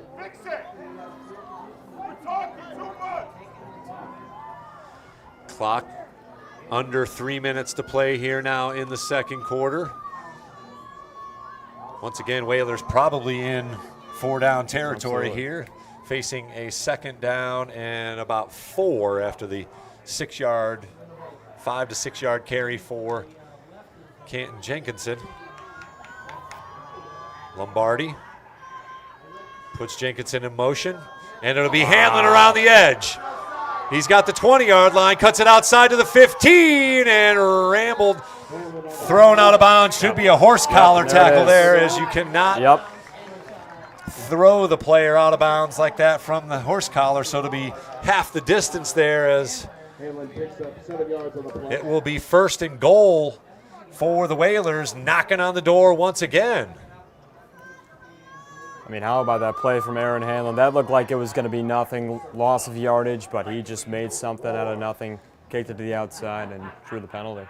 I mean, he's got as quick a feet as any Whaler, certainly. Obviously, we've seen it on showcase in lacrosse and in the gridiron, but just a phenomenal athlete. He will etch his name, certainly, in Whalers history as one of those special players to lace them up. 1st and goal from the Carver 6-yard line. 1st and goal from the 6 now here for the Whalers as they look to really stomp it down here in the first half. Already up 21-0. Clock stopped with 2:26 to go in the second quarter.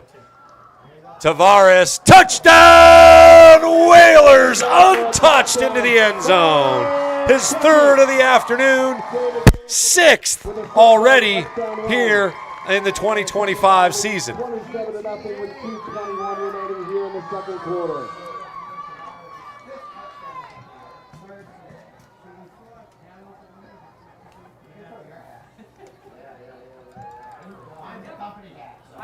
Clark on to attempt the extra point for Nantucket.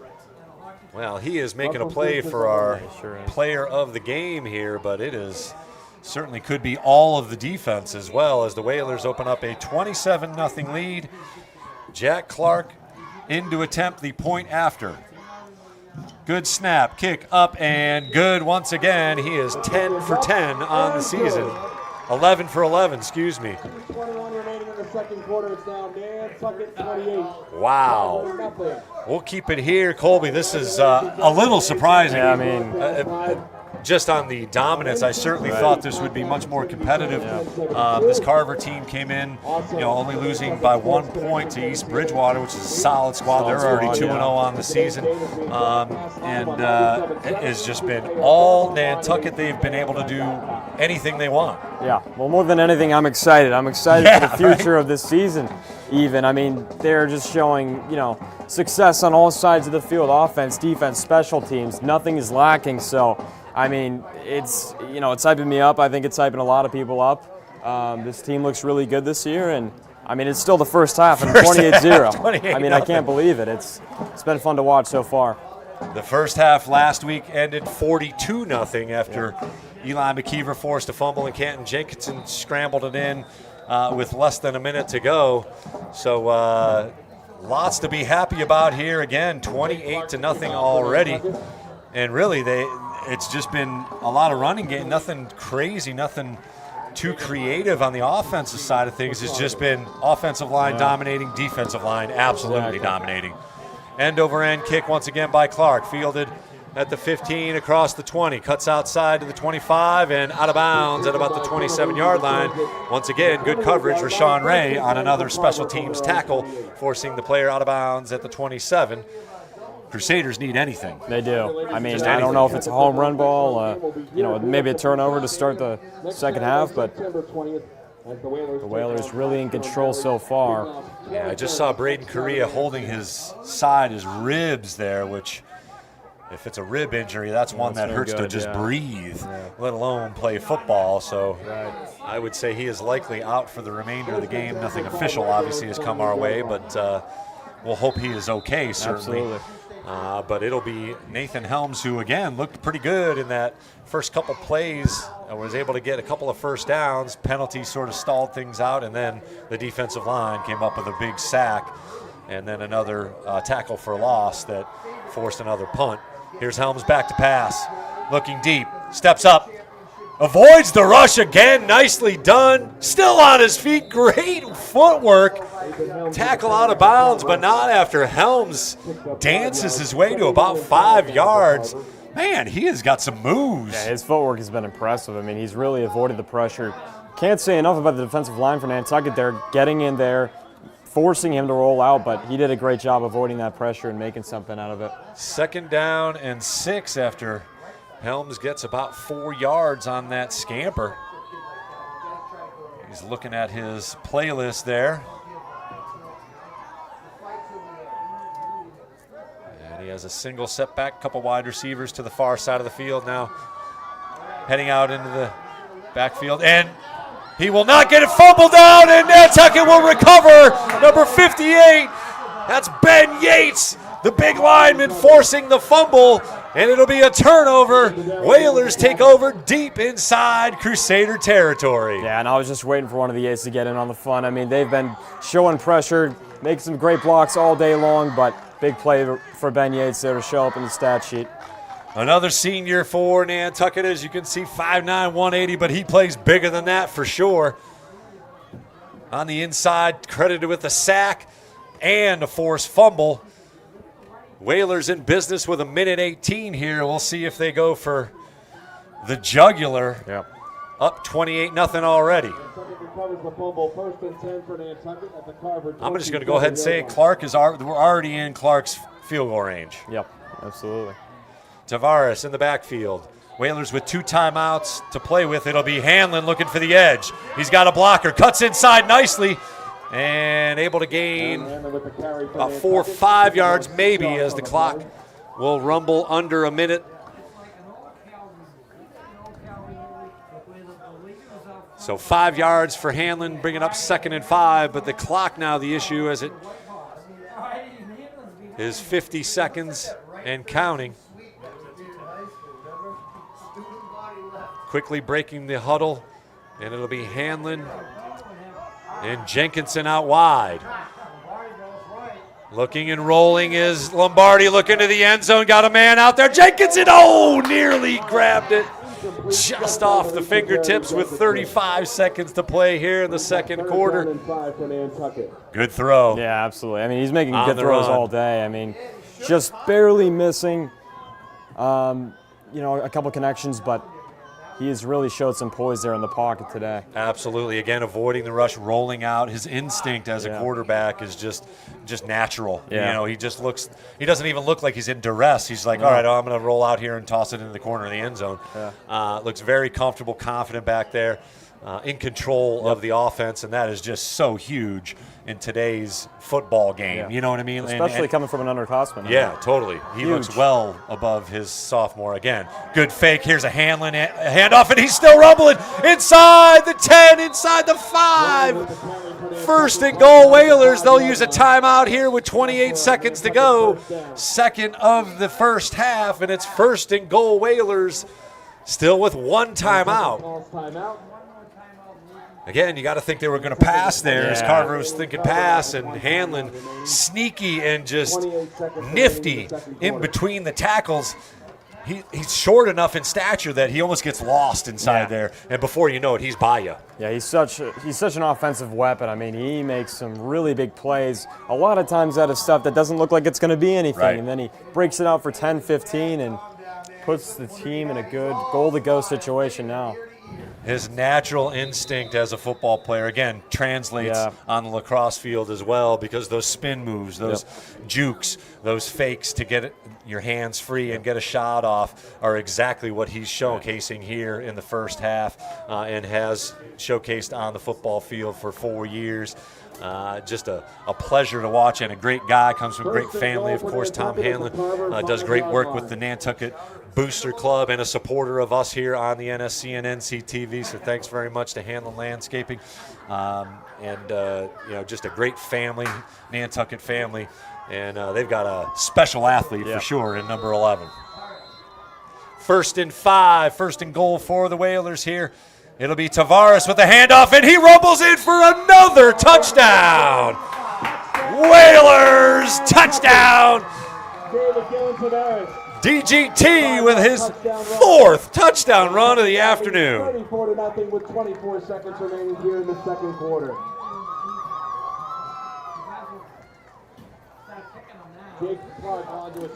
Well, he is cementing his player of the game. Yeah. it's hard to ignore this. Impossible to ignore, but again, you got to give a nod to the play caller there here as Jake Clark attempts yet another extra point here. Kick up and good once again. Good rush from the edge, but not in time. 12 for 12. Jake Clark continues his excellence as the place kicker, and the Whalers are rolling. 35-0 our score. We'll take a quick break here in the NSC and NCTV. 24 seconds left to play here in the first half. The Nantucket Booster Club is a vital link between our community and Whalers athletics. Volunteering for the Booster Club, it's a blast. More than money, we need members. We need to build our community bigger and better to help our student athletes prepare for the next chapter in their life. He's got it! He's got it! Nantucket Sports Connection and NCTV over the past few years have done countless broadcasts that are both exciting and professional. Shot, score! Jack Halleck! I support NCTV's Nantucket Sports Connection because it's a great opportunity to reach island families, support students, and our local television station. Want to welcome you back to Vito Capizzo Stadium as the Whalers get set to kick off up 35-0. Another touchdown run by Tavares. Fielded at the 20, 25. Good move to avoid one. Up to the 30. Island for Carver returns it to the 31-yard line. And Eli McKeever credited with the special teams tackle as the Crusaders will take over once again here with one last effort before the end of the first half. As Nathan Helms was sacked and fumbled, setting up the Whalers deep inside Crusaders territory. They took advantage as Aaron Hanlon scampered it inside the 10-yard line, and Tavares took it to pay dirt for his 4th touchdown run of the first half. Let me say that again. 4th touchdown run of the first half. Helms looking, scrambling. Canty gets to him and will drag him down with some help from Jeremy Jenkinson. We'll credit each of those guys with a half sack. Have a look-see. Keegan Canty got there first. Jenkinson, blitzing from his linebacker position, also gets there, as that will be the end of the first half. A fitting ending for the Whalers with a sack, as the Whalers will head to the locker room up 35-0. Another impressive first half for the home team. We'll take a break here on the NSC and NCTV. We'll see if we can catch up with one of the assistant coaches as they head to the locker room, confident, as well they should. They have absolutely dominated the first half of play in both games. 77-0, they've outscored their opponent. We'll take a quick break here and see if we can get Colby Lucas down on the field to chat with one of our coaches. Whalers up big here at the end of the first half.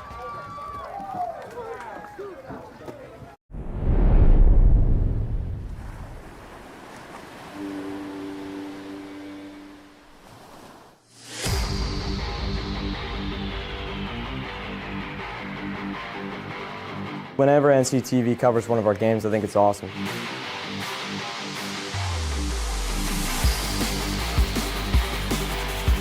We have been able to capture so much incredible athletic history.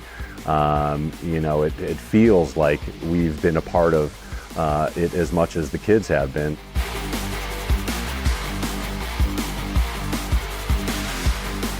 A lot of people have prior obligations. Maybe they can't make the event, and they still get to watch it and watch a great broadcast, see their kid playing. It's nice for the parents, grandparents, and family that can't come or are not on the island to be able to see it, even if they can't attend in person. So I think that meant a lot to them.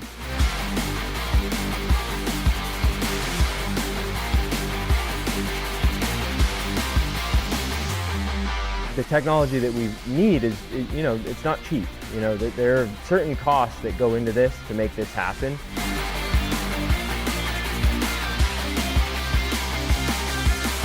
My hope for the broadcast is to just build the crew numbers, get more students involved, maybe add a few more cameras here and there, but, ultimately, we're here to grow.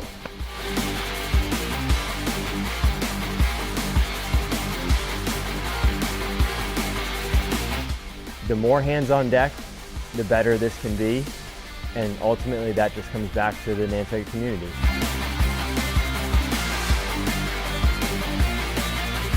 We're excited to take on soccer because it's coming. We're there. We're ready for it.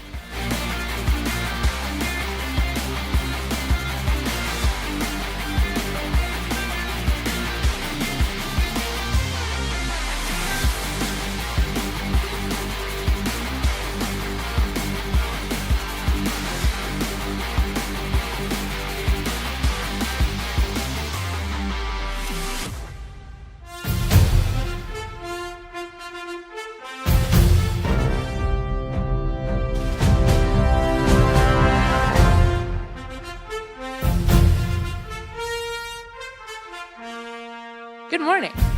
It is the 4th of July. We are here in town. It is 9 a.m. And my name is Anna Popniklova. I will be your host today. Testing. Welcome back to Vito Capizzo Stadium. The cheerleaders are on the field. Let's have a listen and a look at our great cheerleading squad. Gotta love a little thunder, right?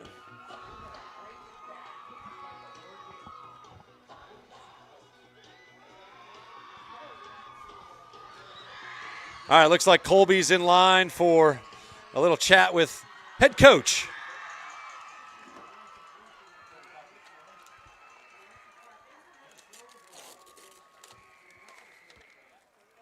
Ladies and gentlemen, the Nantucket cheerleading squad. Monomoy, Annie Hard, Olivia Gillis, Pia Harshniger, Bianca Japp, Katie Clatt, Stacy Mancia, Hildy Medeiros, Vanessa Monero, Blanca Pineda, Marley Smith. All right, 35-0 our score here as we just Coach saw Reese, the this half Whalers has been cheerleader. pretty spectacular for you guys. You guys are rolling on all cylinders. What's impressed you most about this squad so far? We talked about being a dominant program overall, Right. Yep. And I think we're dominant in all phases right now, and that's the biggest thing. We're not at our complete best right now, Yep. even though the scoreboard reflects different, but we want to continue to work and be as dominant as possible. And what's the message going into the second half to kind of build on that momentum you've built already in the first half and make an even bigger impact? I think the biggest thing is not scooping down to their level right now. These guys right now kind of tired a little bit, but at the end of the day, we got to keep our energy, keep our momentum, and just keep pushing, no matter what the scoreboard says at the end. Absolutely. Thanks so much, Coach. Guys, back to you. Great job by Colby Lucas on the field with head coach Reese Everett. Great stuff from Appreciate the it, Whalers Coach. here in the first half as they hold a 35-0 lead. We'll take a quick break here again on the NSC and come back with the second half of action. Whalers very impressive in their home opener, up 35-0.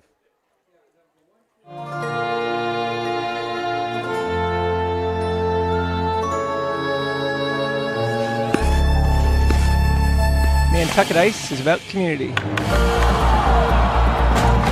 camaraderie, confidence, jumping in, and being part of a team.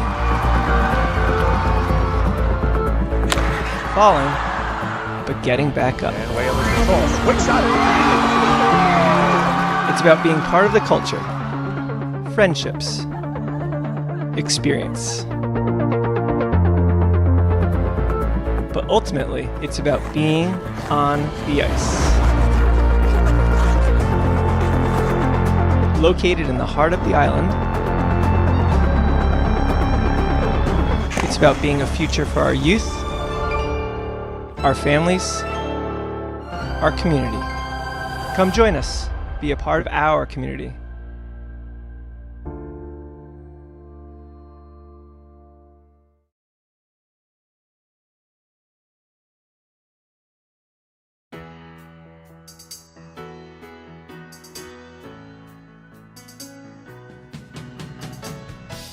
Nantucket Community Television. My name is Jackie Vignon, and I am going to be hosting the 28th annual Boston Pops concert here on Nantucket Island. Come join me at Jetty's Beach, and we are going to interview some of the locals and see what they think about the Pops.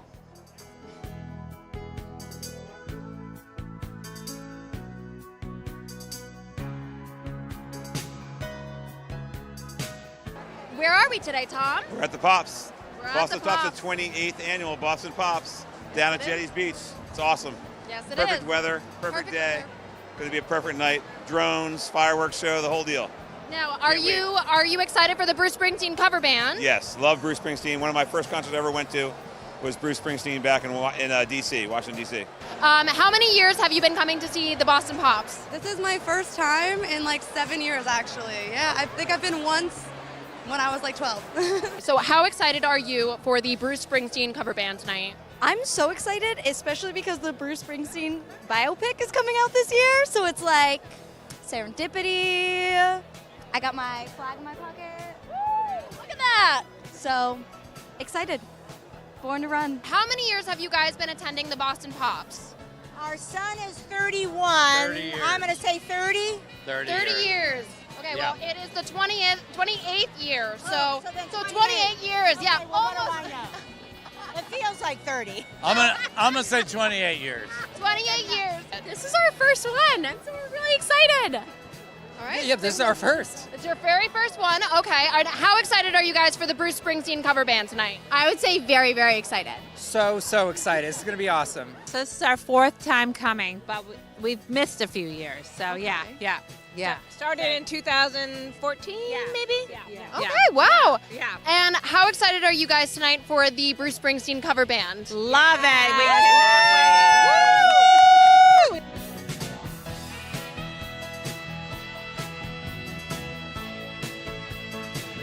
Other than last year and the year it rained, I don't remember not being here for my entire life. So you've been to almost every Boston Pops concert is what you're telling me? Yes, of my 23 years, I would say at least 20 of them I've been to. Is that voluntary or against your will? At first against my will, for sure. There were a couple years where I was way too tired and not wanting to be here and it was crowded, but now is my favorite night of the summer, without a doubt. So is this your first ever Boston Pops concert? Yes, it's our first ever. Okay. We didn't know it was going to be on, and it was a coincidence, and so we got tickets today. Wonderful. Well, you guys lucked out because this is a fabulous scene. It is. Everyone here comes together. Right now, I am with Sangeeta Tambora. All right, Sangeeta. And what are you doing here today at the Boston Pops? We are helping with security for the VIP tent. All right. Awesome. And now, where did you guys come from? How was your journey? We are off island. We come in to do security. We've been working security here for, I don't know, like 10 years. I brought a staff of 14, 15 folks that do the VIP tent.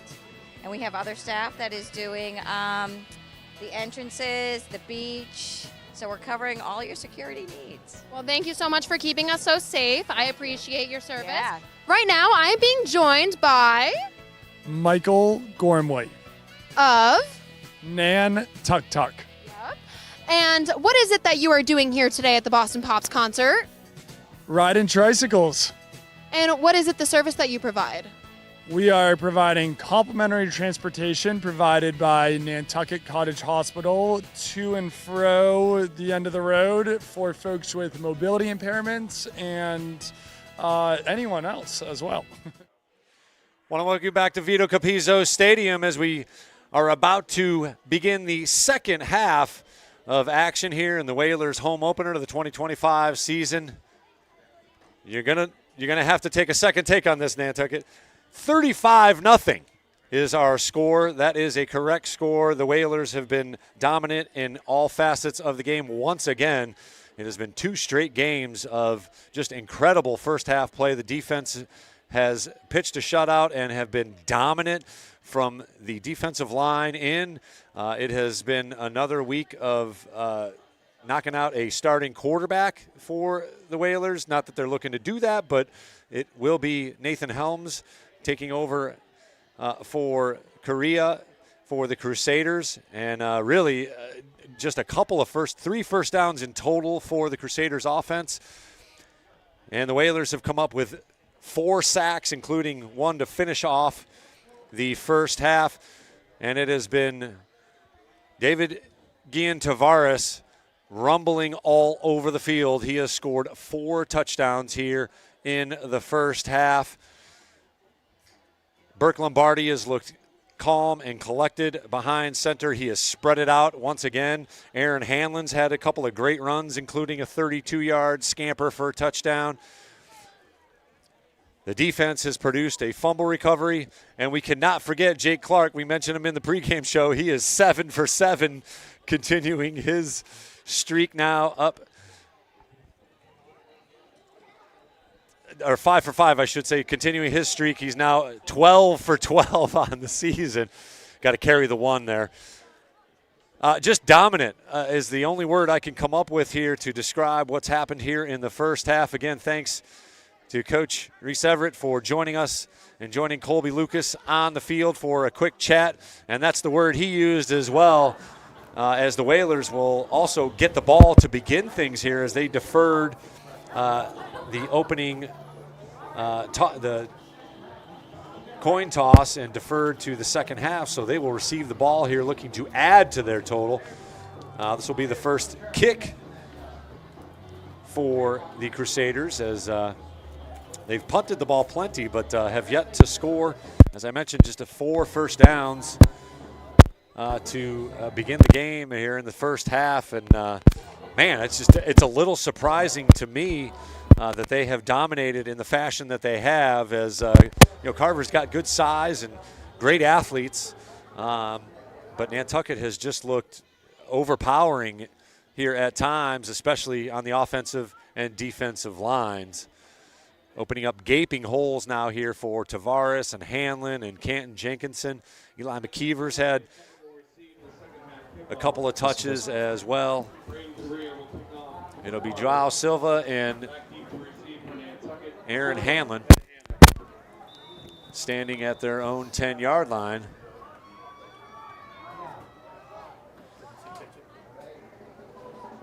As Korea will kick it short. It's Rashawn Ray getting blasted in the chest and holding on to it. Great heads-up play there. Nice play. I guess that's why he's in the front row there. One of the hands crew gets a test.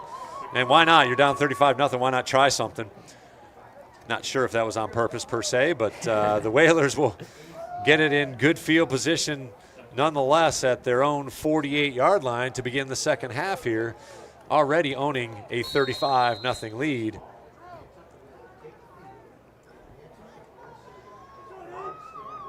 Yeah, what a great first half the Whalers had. But as Reese said, he's looking forward to being even better in the second half, so I'm excited for this. Here's Hanlon. Another good run. He'll cross into Carver territory. Flag comes flying in the area of holding. Is usually, when that white hat throws the flag, that is usually a hold.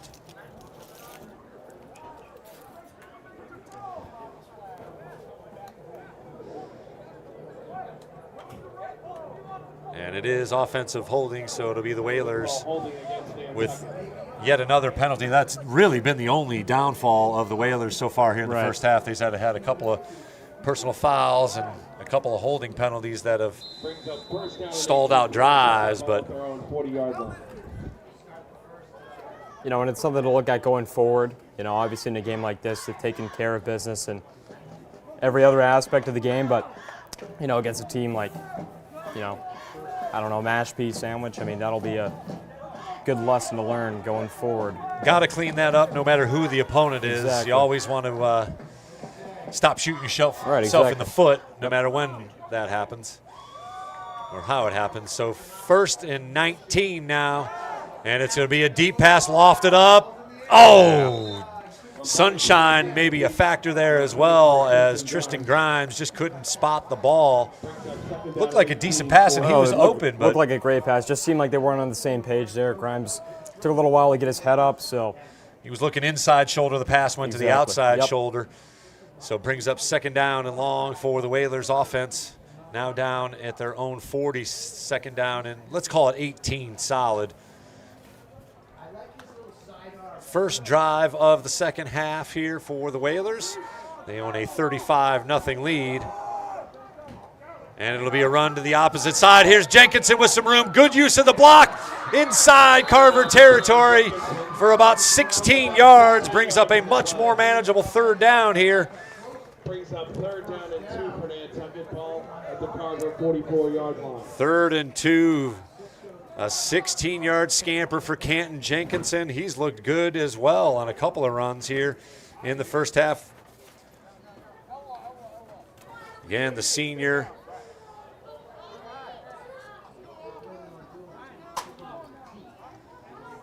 As you can see, 5'7" in stature, but he plays well taller than that and bigger than that, especially on the hockey ice and on the lacrosse field.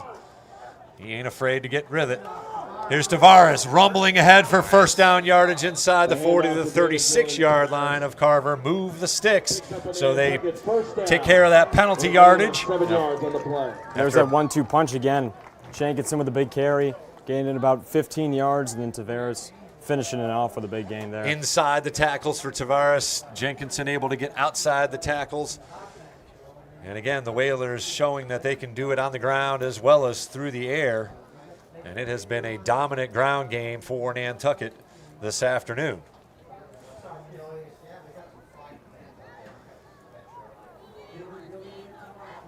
$35-0 our score. Once again, thanks for joining us here on the NSC and NCTV as we bring you the Whalers 2025 home opener here today. You can join us right here next week from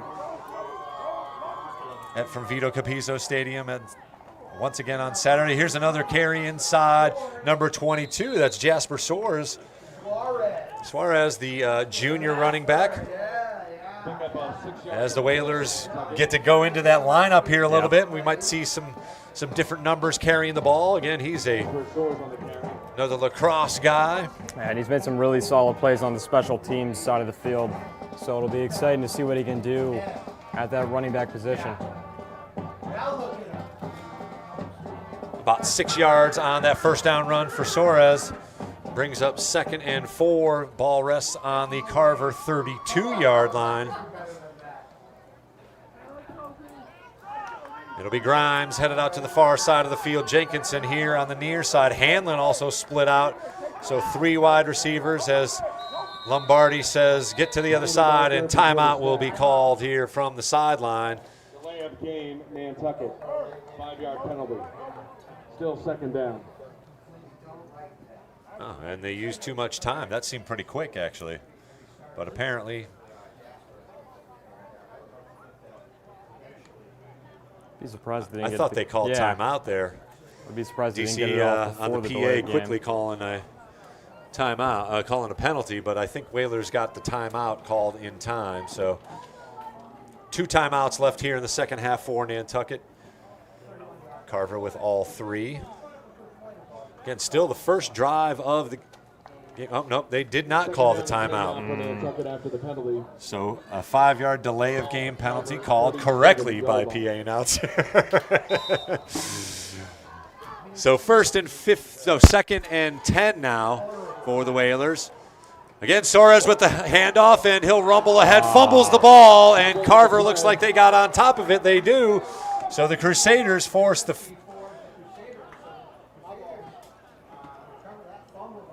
Nantucket recovers. And Nantucket got down on the ball. Wow. I believe that. So a bit lucky there as one of the linemen must have jumped on. It Yeah, looked like Yates able to get down and ramble the ball away. Whoever it was, that was a heck of a play. I mean, it was a there were three sea red of Carver hats there. players, and the one Nantucket player came up with the ball. That's impressive. Well, when it rains, it pours, I guess. Looked like Carver did a good job of jarring the ball loose, but unfortunately unable to gather the fumble. And here's Hanlon wrapped up in the backfield. And that was a little mistimed there, as you could see. And Cameron Loringer in on the play there as, again, it looked like Hanlon got mixed up with the running back running through.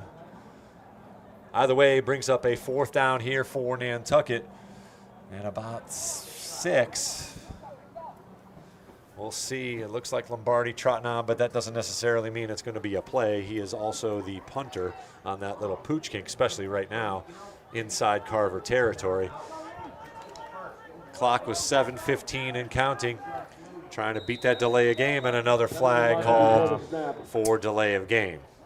So this will probably take any question out of whether they actually go for it here or do that little pooch punt. But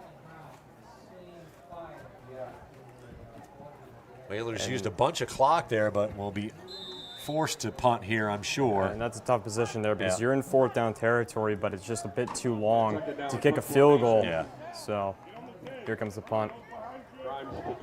Grimes back to kick. And a wobbler that will bounce and bound inside the 10, inside the 5. Wow, nicely done. Yeah. Well placed as the Crusaders will take over deep inside their own territory. It'll be 1st and 10 at the 5. We'll keep it here and hang out as once again the Whalers enjoy a 35-0 lead. And again, you got to think this defensive line is just itching for a snap to get after it. Yeah. As the Crusaders are going to have to try and air it out here a little bit. But we'll see if they played a little safe here. And good to see number 5 trotting back on the field, Braden Correa, after he was injured there in that 2nd quarter as Nathan Helms was behind center, but glad to see that number 5 is okay and well enough to continue.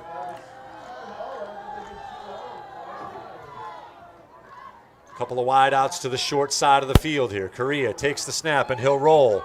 Faces pressure once again. Ball well overthrown and nearly out of bounds. The intended receiver was Helms, who now will play wide out for the Crusaders.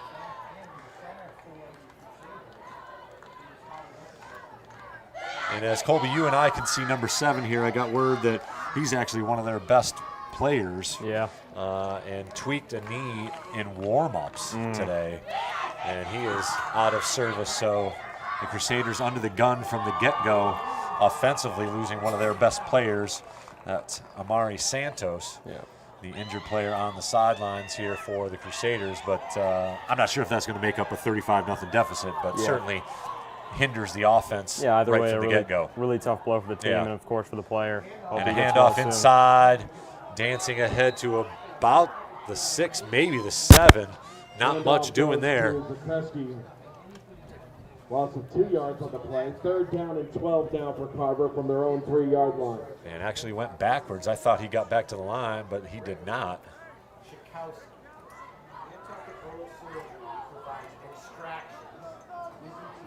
So 3rd and long once again. Call it 3rd and 11. As the Crusaders deep in their own territory. Risky to take a chance on passing it deep, but they come out with 3 wide receivers to the short side of the field. As Correa takes the snap, drops back to pass, looking, throwing deep, got a man wide open, it's Helms. Catches it at the 35 to the 40, all the way out to midfield before Canton Jenkinson and Rashad Ray.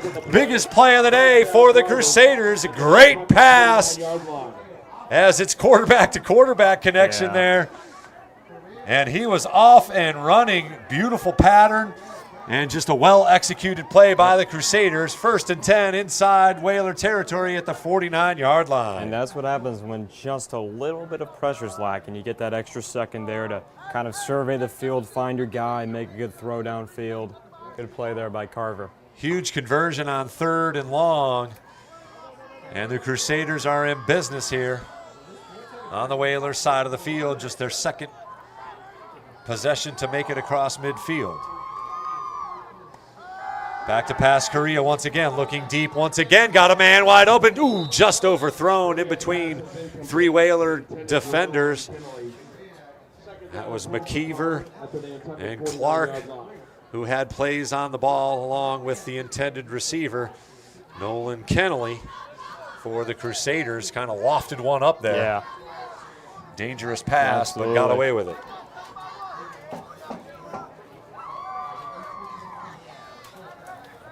Second and 10 for the Crusaders. Clock stops with 5:15 to play here in the 3rd quarter. Whalers up big. And a blitz coming. He's going to run it across the 50 to the 45, down to the 40, hangs on to it. Good run by Correa for 1st down yardage for the Crusaders. Good decision here to tuck it. There was a bunch of rush inside by Jenkinson. And Correa just tucked it up and gathered about 14 yards on the scamper. Yeah, he took that at just the right time. There was Jenkinson coming right from behind him, but held on to the ball. Great play there. And back-to-back plays for 1st down yardage for the Crusaders as they're inside Whalers territory. Ball rests on the 36-yard line. 1st down and 10. Trips to the far side of the field. 3 wide receivers out. Correa by himself in the backfield. He'll roll out to his right. Jeremy Jenkinson chases him down from behind and throws him to the turf. Another sack by the Whalers as he came right up the middle, and Correa had no chance this time. A huge loss on the play. Again, as good as Ian Tavares has been, I may have to just give it to the entire defense, our player of the game. 6'1", 185 is the tally of the tape, but I'll tell you, he plays bigger than that for sure. He is an animal and, of course, is the goaltender on the state champion lacrosse team and plays hockey as well, so a 3-sport student athlete, Jeremy Jenkinson. As the Crusaders back to pass once again, Yates chases, Correa throws it. Oh, nearly connected on the slide there, which would have been close to 1st down yardage. Good zone coverage there as you see Hanlon trying to recover. Good job by the Whalers there on defense once again.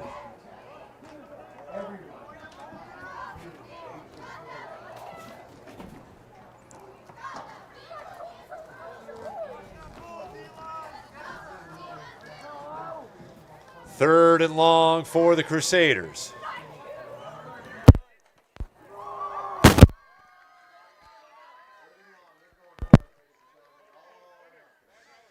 Correa waits the snap. Rolls closer to us. Now looking, firing. Wide open man, it's caught. 1st down yardage once again. Good patience by the quarterback Correa. Nolan Kennelly on the reception. And once again, just had enough time. Surveyed the field, found his guy, made a good throw. That's all he needed. Whalers back in that zone defense, almost that prevent defense, which prevents you from winning, in my opinion. But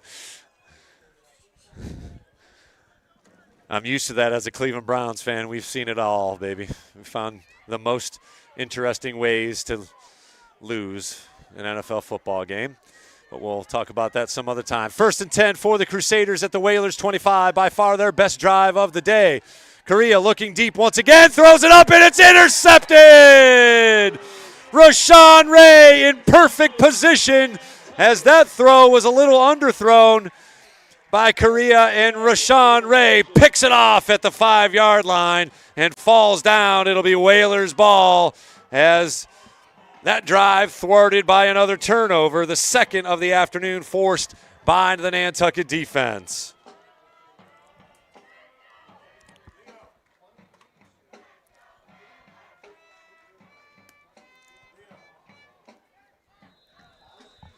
2:59 to play here in the third quarter. First and 10, Nantucket. Ball at their own 6-yard line. It'll be 1st and 10 from deep inside their own territory.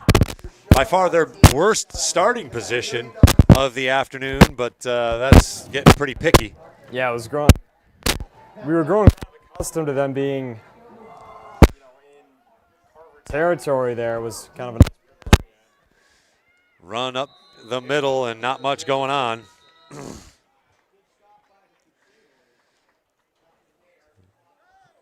So 2nd and, we'll call it 10, no gain on the play here as the Crusaders stop that inside run. Clock continuing to run under 2:30 here in the third quarter. Whalers in control, up 35-0. As Lombardi breaks the huddle. And it'll be another quick handoff up the middle, cutting to the outside, but denied. Big yardage, a couple yards on the gain. Once again, number 22, Jasper Soares on the carry. Gain of a yard on the play. 3rd down and 9 for 3rd Nantucket. and 9 now for the Whalers, deep inside their own territory. So it's been pretty conservative here in the second half. Obviously, with a 35-0 lead, you can play as conservative as you want. But hope is one of those things that breeds something. So here's a pass by Lombardi and McKeever, or Jenkinson, out of the backfield, short of first down yardage. Will bring up 4th down, and we'll have another punt by the Whalers here as Jenkinson kept battling, but unfortunately came up a little bit short. So 4th down and 6, but again, no gambling here. This is going to be a punt. Kristen Grimes sets a punt for Nantucket. Clock approaches 1 minute here in the third quarter. Grimes, good snap. Short kick. Let's see if it gets a bounce. 35-yard line, and we'll rest right there as the Whalers stop it. We'll take a quick break here and bring you some more action here. A minute left here in the third quarter. Whalers up 35-0 over the Crusaders. Ladies and gentlemen, today's game is being broadcast live courtesy The Nantucket Sports Connection would like to thank its founding sponsor, the Nantucket Golf Club Foundation, whose mission is to promote the positive development and enrichment of Nantucket's children. For more information on the Nantucket Golf Club Foundation, go to nantucketgolfclub.com. Underwriting support for this Whalers football broadcast on the NSE provided in part by Nantucket Bank and Rockland Trust, providing financial education and resources to local communities for over a century. Rockland Trust Bank, where each relationship matters. Welcome back to live action here as the Crusaders take over. 1st and 10. Wobbly pass and interference as just ahead of the pass was Clark.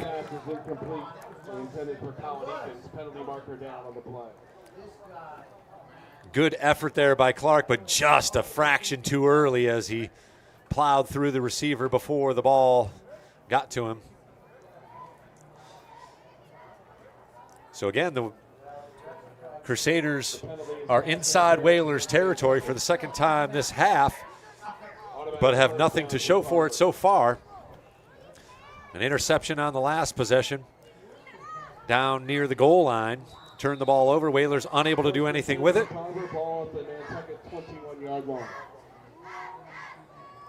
But the Crusaders are in business after the interference penalty. 1st and 10 on the Whalers' 21-yard line, just outside that red zone.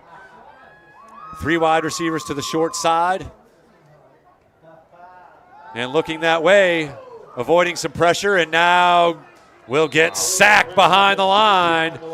Jenkinson in on it once again. That's his second sack here in the second half. Loss of 2 yards on the play. Yeah, he blitzed and then was able to get back and recover as both Yates, Andrew Lavin, and a couple other defenders were there as well. The Whalers are just all over the ball here. How good is Jeremy Jenkinson at preventing the outside rush? I mean, it's been really fun to watch so far this game. He's an animal, and certainly happy to have him on the football field, just his second year at the varsity level. And Another big sack brings up 2nd down and 13 for the Crusaders here. 2 wide receivers to the far side. Another blitz, a quick pitch, and a good run after the catch. About 8-9 yards on the pass reception there. Let's have a look-see. This is a good play here. That's number 8, Matthew Lennox, the junior tight end. With a good play to finish off the 3rd quarter. We'll take a quick break here and bring you the 4th quarter from Vito Capizzo Stadium. Whalers up 35-0. Vito Capizzo Stadium. It will be next Saturday.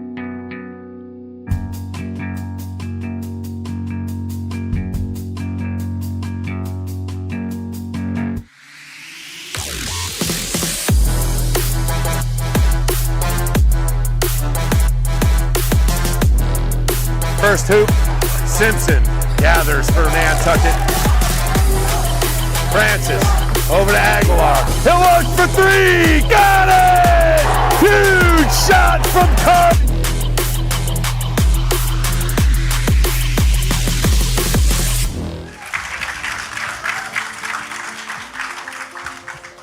Ideas are these teeny tiny seeds that are planted in the subconscious of our minds. They come from everywhere, right? They come from books and songs and dreams, conversation. Maybe some seeds have been with you since you were a child and they've been waiting to be watered, right? To be grown to the light. And over the 15 years that I've worked in the television and motion picture industry, one mantra has stayed with me since the beginning. And that is that to photograph means to print light. Want to welcome back to live action. 3rd and 5 here as we begin the 4th quarter of play. Correa back to pass once again, rolling to his right.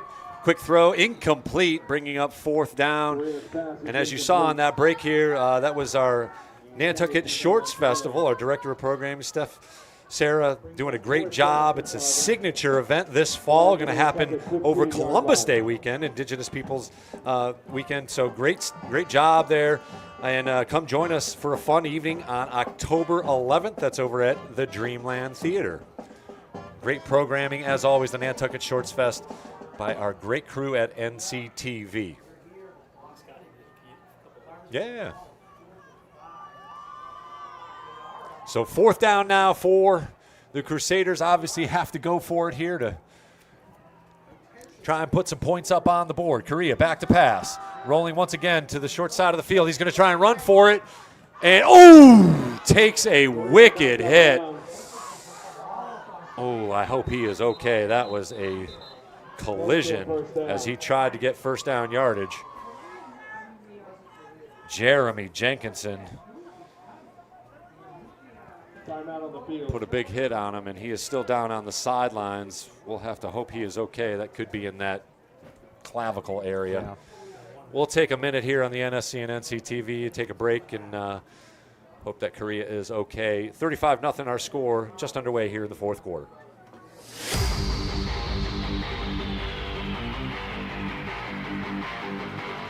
Whenever NCTV covers one of our games, I think it's awesome.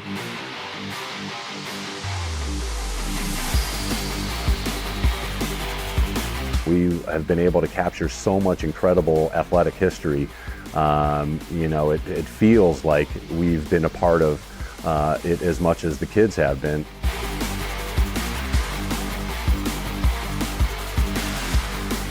A lot of people have prior obligations. Maybe they can't make the event, and they still get to watch it and watch a great broadcast, see their kid playing. It's nice for the parents, grandparents, and family that can't come or are not on the island to be able to see it, even if they can't attend in person. So I think that meant a lot to them.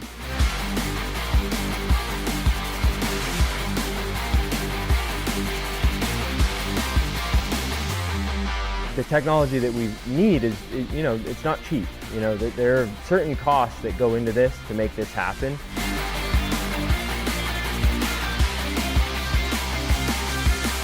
My hope for the broadcast is to just build the crew numbers, get more students involved, maybe add a few more cameras here and there, but, ultimately, we're here to grow.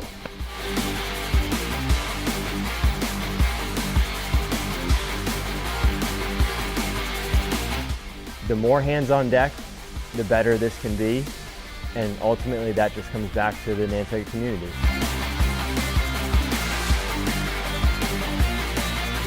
We're excited to take on soccer because it's coming. We're there. We're ready for it.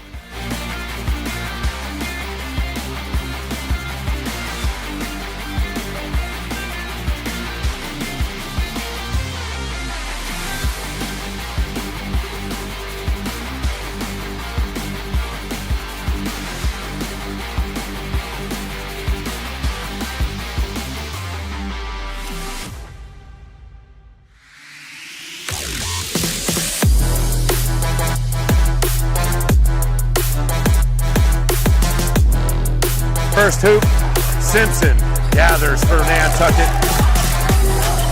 Francis over to Aguilar. He'll look for three. Got it! Huge shot from Carver.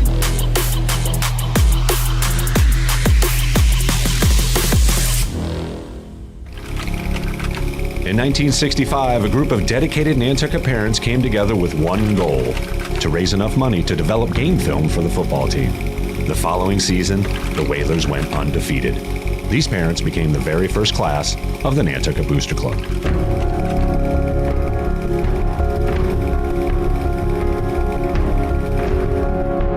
Over time, Whaler pride has grown into something far more than just wins and losses on the scoreboard. Once a Whaler, always a Whaler. 1, 2, 3, Whalers! Una vez un Whaler, siempre un Whaler. ¡Vamos! What binds us is Whaler pride. It has shaped our island and student athletes for generations. Whaler pride isn't just a tradition, it's an identity, a legacy for families who choose to plant their roots here in this community all year round. It can bring generations of island families together, and for Wash Ashore children, it can transform an unfamiliar place into a new home. The Nantucket Booster Club is a vital link between our community and Whalers athletics. It helps provide our teams with gear, additional travel expenses, and much more. Volunteering for the Booster Club, it's a blast. From the homecoming to the pig roast, and most importantly, Hank, our school mascot. We're here to create a fun and welcoming atmosphere. More than money, we need members. And part of this club, you are a member, not just a volunteer. We need to build our community bigger and better to help our student athletes prepare for the next chapter in their life. Support our kids and Whaler pride by volunteering for the Booster Club. Want to welcome you back to live action. That's a good-looking crew down there. Some Whalers fans as we once again await the injury update on Braden Correa. Go Whalers. That's my crew there. What a good-looking crew. They make me look good, that's for sure. He is sitting up now, so hopefully it's not anything more than a stinger, which would be kind of a best-case scenario, but they are looking at the shoulder here. We'll have to see if he's okay enough. They haven't done anything ambulance-wise, so that's a good sign, but certainly concern on the Carver sideline here as the delay has been quite extensive. Obviously, the Whalers in control of the game, so you hate to see anything like this happen ever, but certainly in a game that's a little bit out of hand.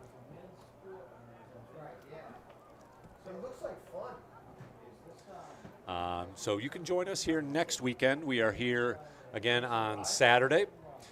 As you heard DC, kickoff at 12:30. We go live at high noon. It'll be the Beavers from Blackstone Valley Regional Tech paying us a visit, I believe, for the first time for football, certainly. And as you can see, there's a nice lineup here coming up. Beavers, we've got a bye week, and then head over to face those Clippers in Falmouth on October 3rd. Hopefully you can join us as we will be taking the trip off island, and then Nauset on the 10th at DY. That should be a great matchup. And, of course, Sandwich here for what will be the homecoming game. And, of course, the Island Cup finishing up the Whalers season.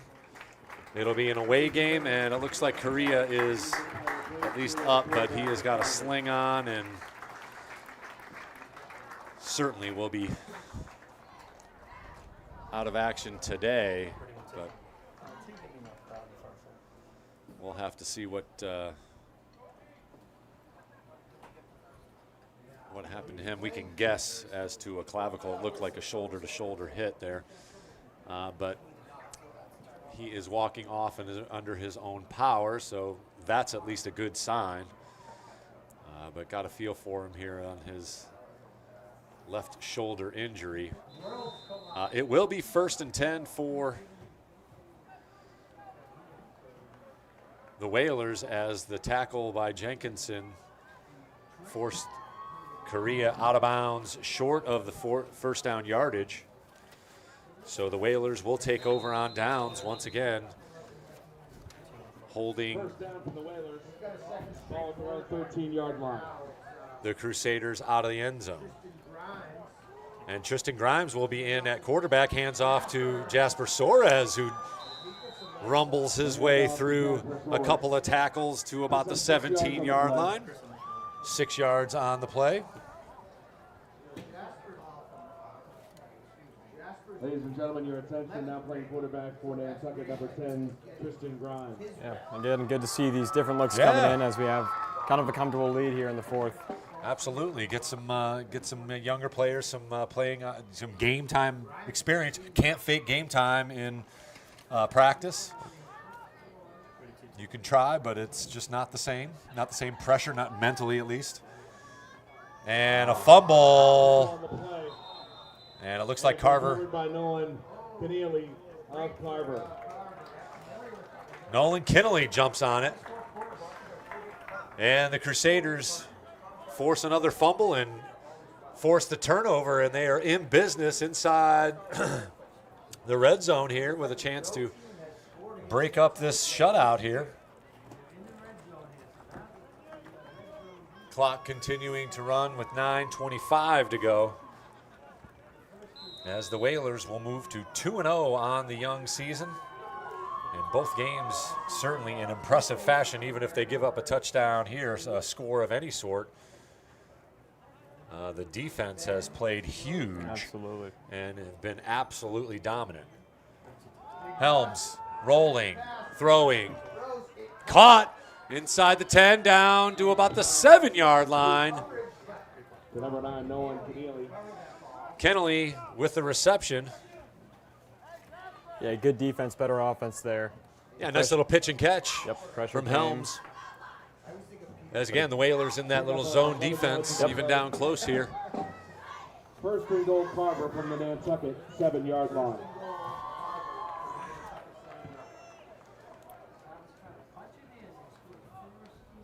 Two wide outs to the far side of the field. Helms back in at quarterback. Zareski back there with him. Gets the play call. And he's looking, and now runs it forward and will stumble into the end zone for a Crusaders touchdown. Nathan Helms into the end zone for a Carver touchdown. Helms did the wise thing. He saw his first look was covered, tucked it under, scampered through the middle of the Whalers defense, and found his way into the end zone for the first touchdown given up against Nantucket. As you can see, here's a look at it. So 35-6 our score. Let's see if they go for 2 here just because, or whether they try the PAT.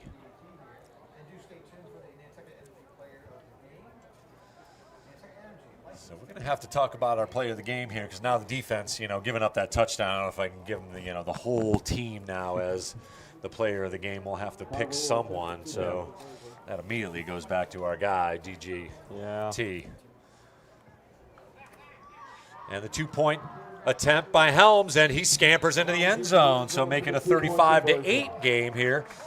Clock still continues to run. Approaching 7 minutes to go. And regardless of the touchdown, the defense played an incredible game. Amazing. Obviously Set up absolutely. in a tough situation there. But I mean, just the amount of pressures that they got to the QB, and the amount of times they stopped the run. stopping the pass. I mean, everything was rolling for them today, and hopefully they can carry that out against Blackstone Valley next week. Yeah, the quarterbacks were under duress the entire game for sure. Again, like you said, even if it wasn't a sack per se, it was some passes up for anybody's reception, and really no running game of note for the Crusaders. So just a dominant performance by the defensive line and linebacking crew. And when I was talking to Coach before the game, Coach Everett, he was a little worried about his defensive backfield and how they were going to play. Yep. They played fantastic as well. But really, they didn't get tested much until the second half when the game was already basically over. Yep. So still a yeoman's effort by the defensive side of things. Finally giving up a score here, 35-8. As we await the kickoff, a low bounding kick that Jenkinson will field, cuts it up, still on his feet, approaching the 40, and he'll get it to about the 38-yard line for the Whalers. The Crusaders have owned the time of possession here in the second half, but unfortunately a little too little, too late, as the game was basically well at hand, up 35-0 at the half. The Whalers have played a little bit conservative and had to play conservative deep in their own end there after the interception. Stopped the initial drive from the Crusaders. And we are approaching 5 minutes to play as the clock continues to run here, running clock here with the Whalers up significantly, and until you call a timeout, then the clock stops. I broadcaster jinxed myself. We'll take a break here at the NSC. The Whalers gave up their first score, 35-8, still in control of the game. We'll be back with the final 5 minutes here of the fourth quarter from Vito Capizzo Stadium. The Nantucket Sports Connection would like to thank its founding sponsor, the Nantucket Golf Club Foundation, whose mission is to promote the positive development and enrichment of Nantucket's children. For more information on the Nantucket Golf Club Foundation, go to nantucketgolfclub.com. Underwriting support for this Whalers football broadcast on the NSC provided in part by Nantucket Bank and Rockland Trust, providing financial education and resources to local communities for over a century. Rockland Trust Bank, where each relationship matters. Underwriting support for the NSC is brought to you in part by Myrick, the largest full-service law firm in Central Mass, also serving the Cape and Islands. Visit MyrickLaw.com to learn how Myrick can assist you with your legal. Run up the middle as we get back to live action. Stopped immediately by the Crusaders defense. They have continued with their energy for sure here in the second half, despite the score being a little lopsided. Yeah, they didn't give up. No, absolutely not. Absolutely put some pressure. Got to tip your cap but to Coach Troy and his coaching staff for keeping his boys focused. Yep. And they've put up some points here to make it a 35-8 game. Stop that ball carrier. Soares short game brings up 2nd and 8 here for the Whalers offense. Again, Tristan Grimes in at quarterback for the Whalers. He'll give it off. Rumbling up the middle is number 31, so that's Christopher Martinez, the ball carrier there. Again, the sophomore. Pickup of 9 on the play for Nantucket. With a good run close to first down yardage. The carry from down. But it'll be 3rd and 1. First down, Nantucket. Yeah, and he's another power back with some speed. Redford's going to be a big player here coming up soon. Ball at their own 47-yard. Again, that sophomore class, another good one. Yeah, for sure. With, of course, Burke Lombardi at the lead of that class. Yep. Oh, so they marked the ball at the 49-yard line, which should be enough for a first down. So they gave forward progress on that second effort by Martinez. So 1st and 10 now for the Whalers. DC had it correct once again. DC's been on it today. He has. Glad he's on our team. Here's another handoff to Martinez, but he gets swamped behind the line this time. Actually, next ball carrier is James Phillips, number 15. So again, the Whalers afforded the opportunity to play some other players here and get some experience, game time experience for some of those younger guys.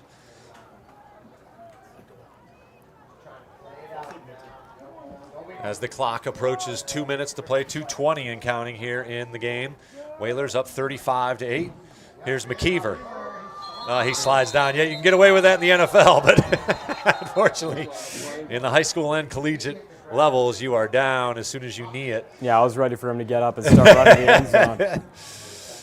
So Eli McKeever unable to keep his feet. So a loss of 4 brings up 3rd and 14. But more importantly, the Whalers will move to 2-0 on the young season and have won both games in absolute dominant fashion. After this play, we're going to come up with our player of the game. Yep. Spin around, and here's a handoff again, and being wrestled to the ground is James Phillips once again, unable to get through the hand tackle. Good job by number 62. That's Michael Brennan. And it'll be punt time for the Whalers as the clock approaches 1 minute. We might get a couple more plays off here before we head off into the sunset with victory number 2. So congratulations to Coach Reese Everett and his coaching staff on a great start to the 2025 season. Really cleaning up a couple of mental errors, and this is an absolutely perfect game. Grimes, good kick over the head of the receiver. Bounces all the way to the goal line. Oh, great effort. Oh, the touchback is called, though. Wow, what a kick. But it'll be 1st and 10 at the 20. As the clock continues to run down to 30 seconds, I don't know if they're going to get another playoff. I think we're just going to call it here, kids. All right, who's your player of the game, buddy? Who do you got? Player of the game has to be David Guillen. Yeah, I got to give it to Just Dean. had to be. I mean, 4 touchdowns, you just can't ignore it. Defense played great, but David gets the nod. I almost went with Jake Clark just because he's been out of that you got to so feel far. it for the kickers, but we'll give it to DGT as the junior running back absolutely was unstoppable. Here's the final play. It'll be a launch deep, and the Crusaders got a man there, but it is overthrown. The clocks are at zeros, and the Whalers move to 2-0 with a 35-8 victory over the Carver Crusaders. No losses on the season. The next game will be here at Vito Capizzo Stadium. And as you can hear, DC Collins will host Blackstone Valley Technical High School. telling everybody to join us right here next Saturday. We've got a soccer game on the 18th. So you can come join us on Wednesday evening, the 18th. Or Thursday, excuse me, the 18th, for another girls' soccer game. And then Saturday afternoon, just afternoon, high noon, we will be on the air with a 12:30 kickoff right here from Vito Capizzo Stadium as your Whalers look to move to 3-0 on the season. Again, a huge shout out to our crew, Adriana Graham, Weston Scott. Colby Lucas is venturing down to the field. He's going to try and grab an interview with a player or a coach. So we'll take a quick break here. Whalers with another victory. They win 35-8. We'll be back here with a post-game interview and a little post-game wrap-up right here on the NSC and NCTV. He's got it! He's got it! Nantucket Sports Connection and NCTV over the past few years have done countless broadcasts that are both exciting and professional. Shot, score! Jack Halleck! I support NCTV's Nantucket Sports Connection because it's a great opportunity to reach island families, support students, and our local television station.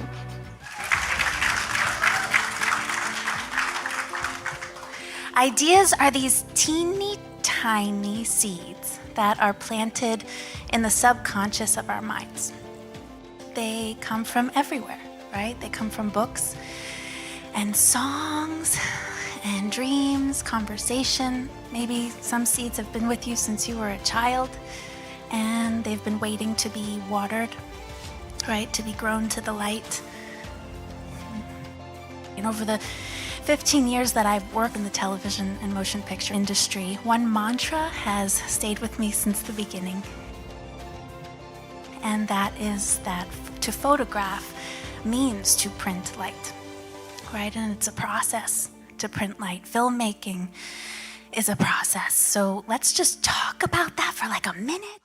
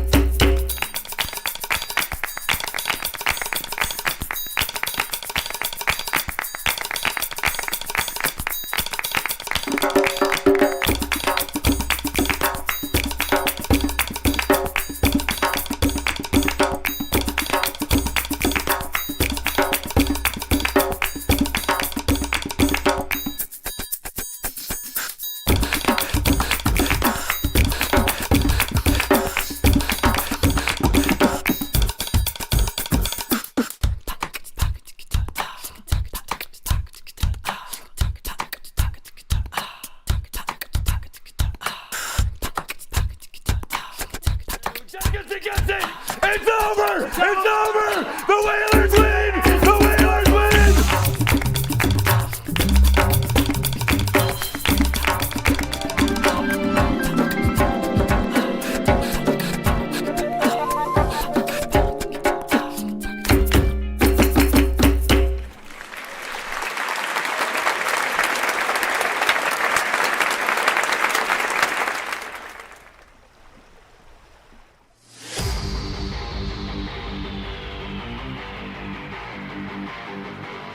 Whenever NCTV covers one of our games, I think it's awesome.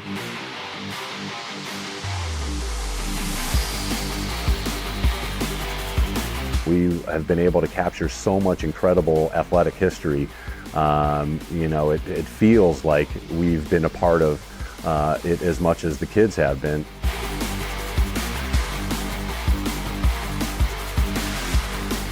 A lot of people have prior obligations, maybe they can't make the event, and they still get to watch it and, you know, watch a great broadcast, see their kid playing. It's nice for the parents, grandparents, and family that can't come or are not on the island to be able to see it, even if they can't attend in person. So I think that meant a lot to them.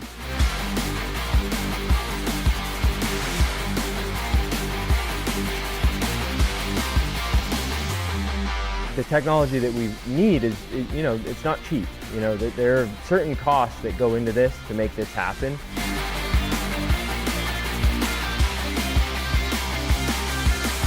My hope for the broadcast is to just build the crew numbers, get more students involved, you know, maybe add a few more cameras here and there, but, you know, ultimately, we're here to grow.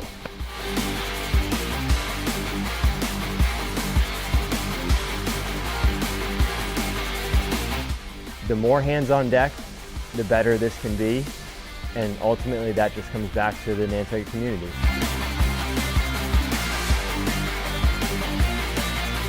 We're excited to take on soccer because it's coming. You know, we're there. We're ready for it.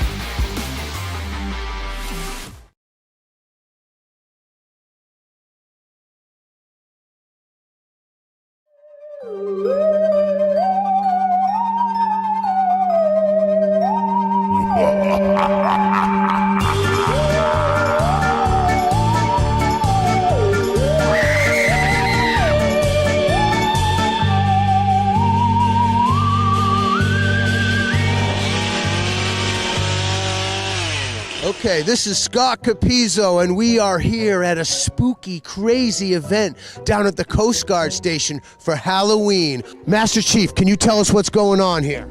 Okay, we have our annual haunted house. Over 1,000 people come every year, a couple of nights. It's all set up in this building behind us. The guys are super excited to see everyone come out, and it's pretty scary this year. What is your most favorite part about setting up the haunted house? Well, it's tonight and the last night of it when we really have a lot of fun and we see so many people from the community come out here and just the thank yous on the way out. What's your favorite part about being in the Coast Guard?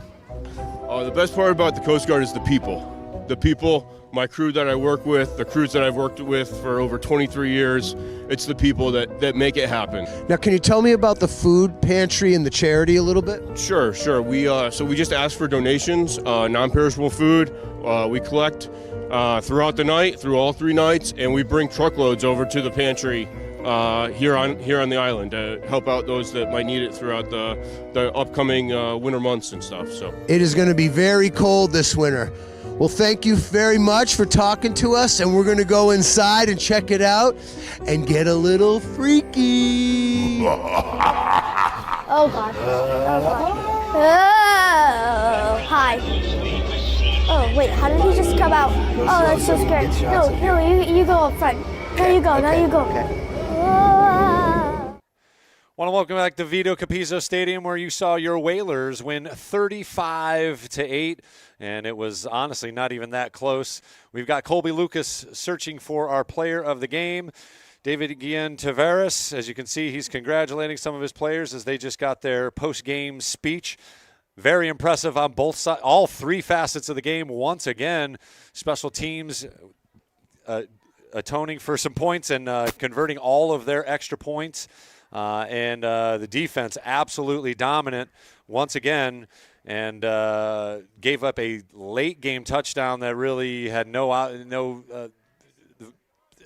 part of the outcome of the game, obviously, but felt good for the Crusaders side as they battled and were able to punch one in there at the end. But looks like Colby has found his guy, our player of the game, David Guillen Tavares, and he is having himself a season already. He's got 4 touchdowns today. That makes it 6 on the young season in 2 games, and he has looked very hard to bring down with just one guy, and also has nifty feet work. So he is a bona fide weapon in the backfield. And the Whalers have plenty of weapons abound here on the offensive side of things. Aaron Hanlon also scored a touchdown, as Burke Lombardi didn't have his sharpest game passing the ball, but again, in control of the offense, completely confident. And we're going to give it over to Colby Lucas here. He's got our guy, DGT, player of the game. Well, David, 4 touchdowns, a huge game for you, a ton of scrimmage yards. What went right for you in this one? Well, really, I just want to thank all my linemen, because this could have not been done without them. Yep. They made every hole perfect. Every block was perfect, and I just want to give a shout out to them. Great game for you guys as a team. What went right for you in this one? We all just went 110%. Every player was key. Everyone served a vital role and came out with the W. Yeah, for sure. And next week you have another tough opponent in Blackstone Valley. What's the mindset going into that one, maybe building on momentum that you had in this one and the week prior? Well, we want to have that mentality every week. We start 0-0. Yep. We want to stay humble and hungry. Yep. We've never played them before, so we don't know how good they are or if they're bad, but we're still going to go 110% every play. All right, perfect. So thanks so much, David. Guys, back to you. Great job, and saying all the right things as a teamer. He immediately gave credit to his boys in front, and they did a heck of a good job, giving him some holes and plenty of room to rumble around.